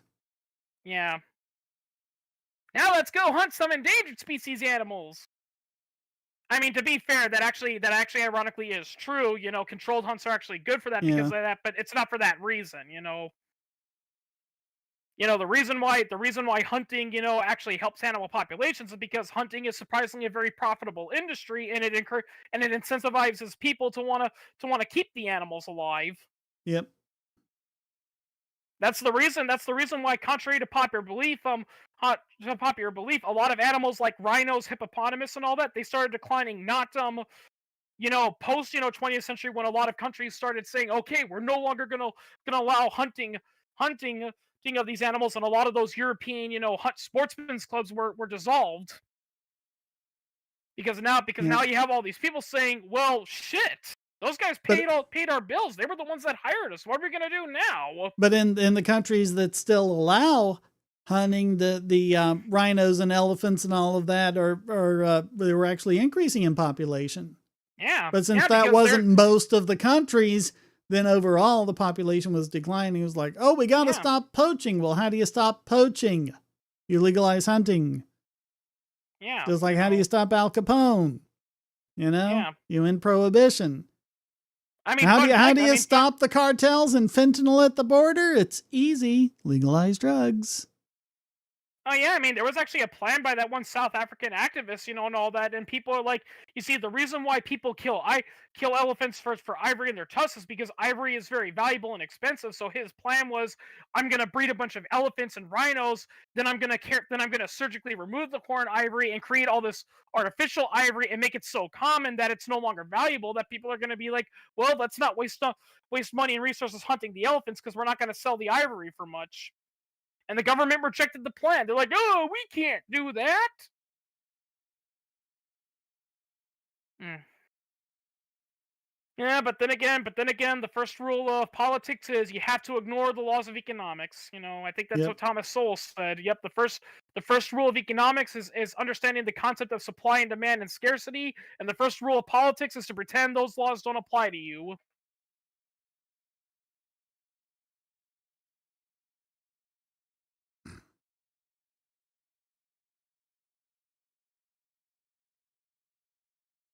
Chat's pretty much dead. Yeah. Not seeing anything on Odyssey or Rumble either. Too Oh, bad Mr. No Juice said flaked something. out on us. He was fun. Yeah. Not gonna lie, it's kind of fun. It's kind of fun, when a hater comes in. Well, especially when he started deleting all his messages one by one. Yeah. I don't know. He's one of those. I mean, he was talking about like the Knights Templar and all that, and it's like,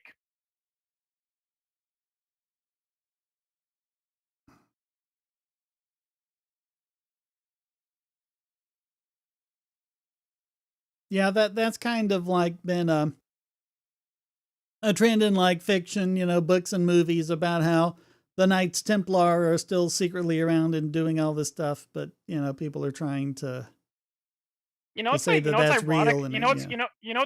It's ironic about that because I've watched channels like Real Crusades History, and I've talked to a lot of people that love Hema and are into medieval history. The irony is that while they were not full blown anarchists because they still believed in God and the church and all that, politically speaking, they were kind of anarchists because the Knights Templar, they were not loyal to the king. They were loyal strictly to Christianity. From their point of view, the king was just a mortal man and they only served God. And that's one of the reasons why they got disbanded. It's because they refused. It's because they refused to swear absolute allegiance to the king of France, Yeah. and he wanted their money. So he said, "Oh well, if you guys aren't going to swear 100% morality to me, then I'm going to, to stop you people." Because the king is God incarnate. Yep. Yeah. Yeah, a lot of people fail to realize, the first knights, were not nobles, that signed up for war. They were literally just dedicated Christians that were trying to protect their property.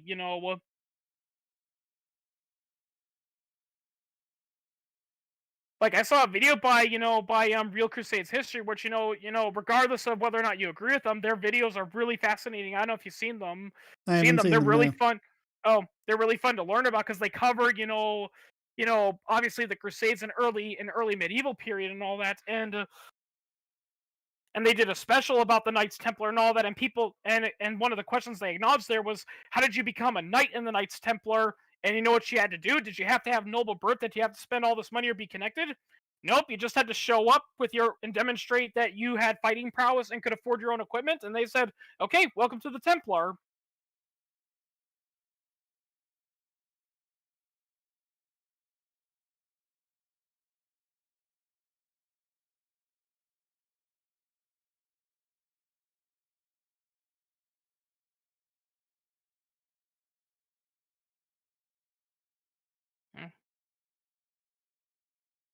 Yeah, I guess they're like the modern version of the Illuminati.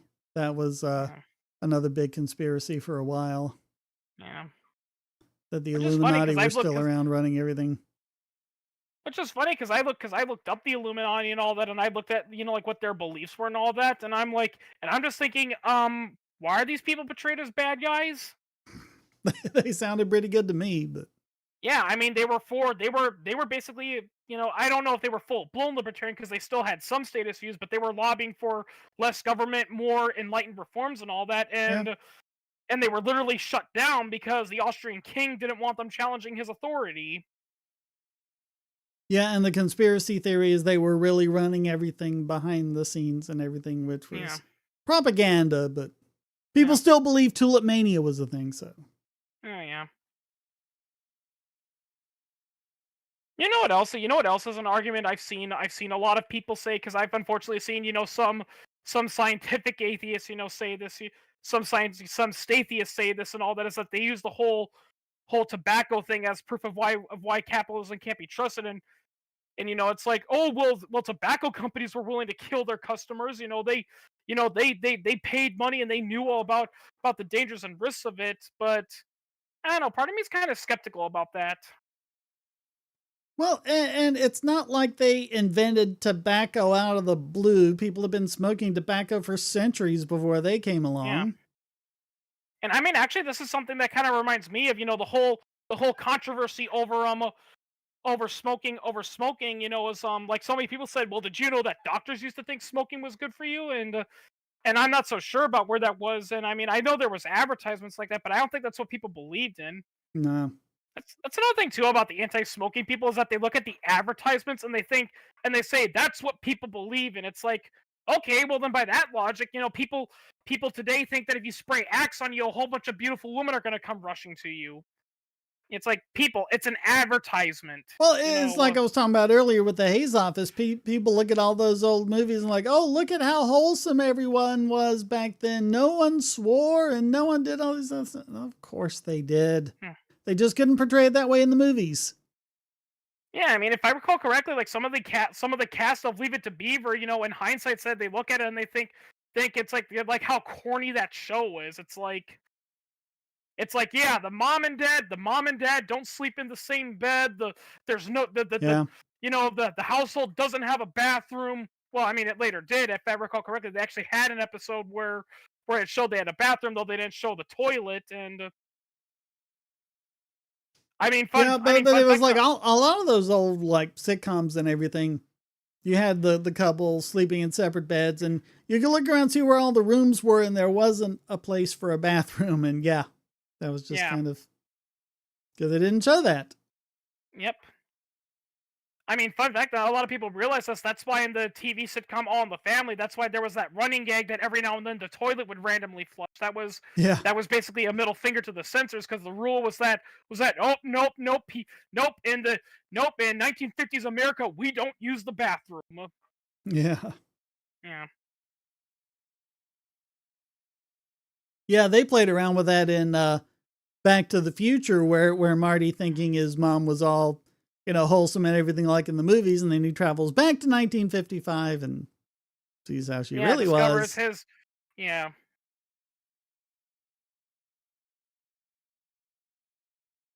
And guess what? People were pretty much the same back then as yeah they are today.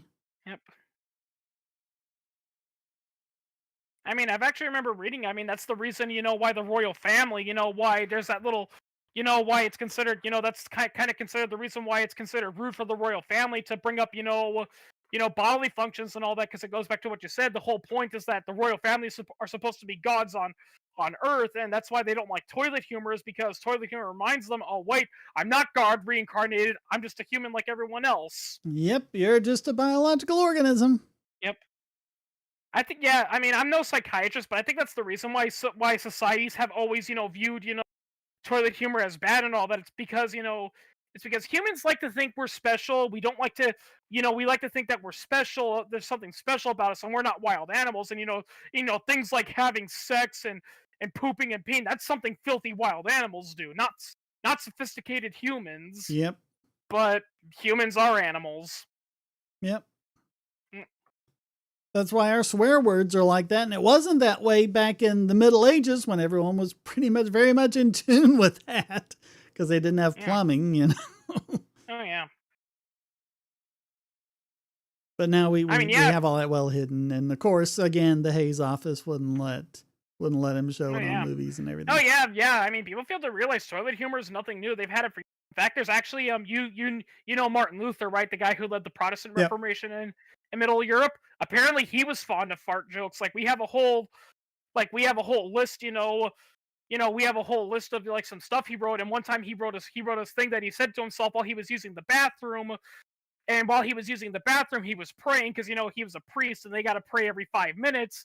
And he would always, and apparently his favorite thing to do, according to his own notes and his friends, was that while he was using the bathroom, he would say to the Heavenly Father, I say God bless all of us, and to Satan I say this, and then he would rip out a big fart. Yeah. Oldest recorded joke we know of was a fart joke. Yep. Yeah, if I recall correctly, it was written in Sumerian and it was loosely translated to, it is a well-known fact that a woman has never farted on her husband's lap. No, she has never sat on her husband's lap without farting.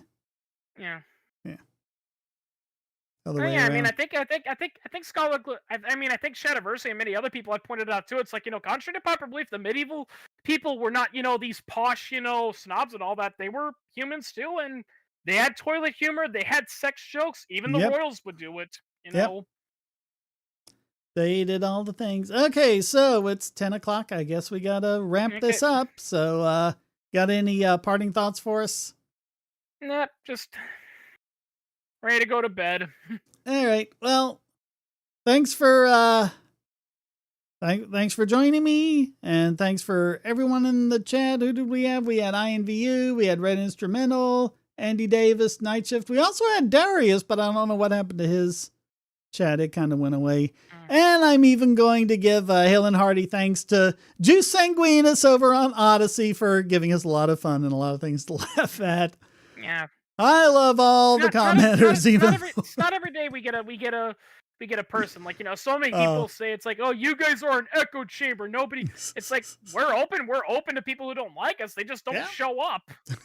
Just show up. Like I said at the start, all you gotta do, Patreon or subscribe, start, pay $1. You can come in and start talking to us. We've had like creationists and other people start talking to us. Had some great discussions that way. I remember like 2 or 3 years ago, we actually had a socialist, during on the live stream. Yeah. Yep. Always welcome. But for now, you're going to have to wait another month because that's it for the live stream. Thank you so very much for watching. Thanks all of you for joining me. Until next time, stay strong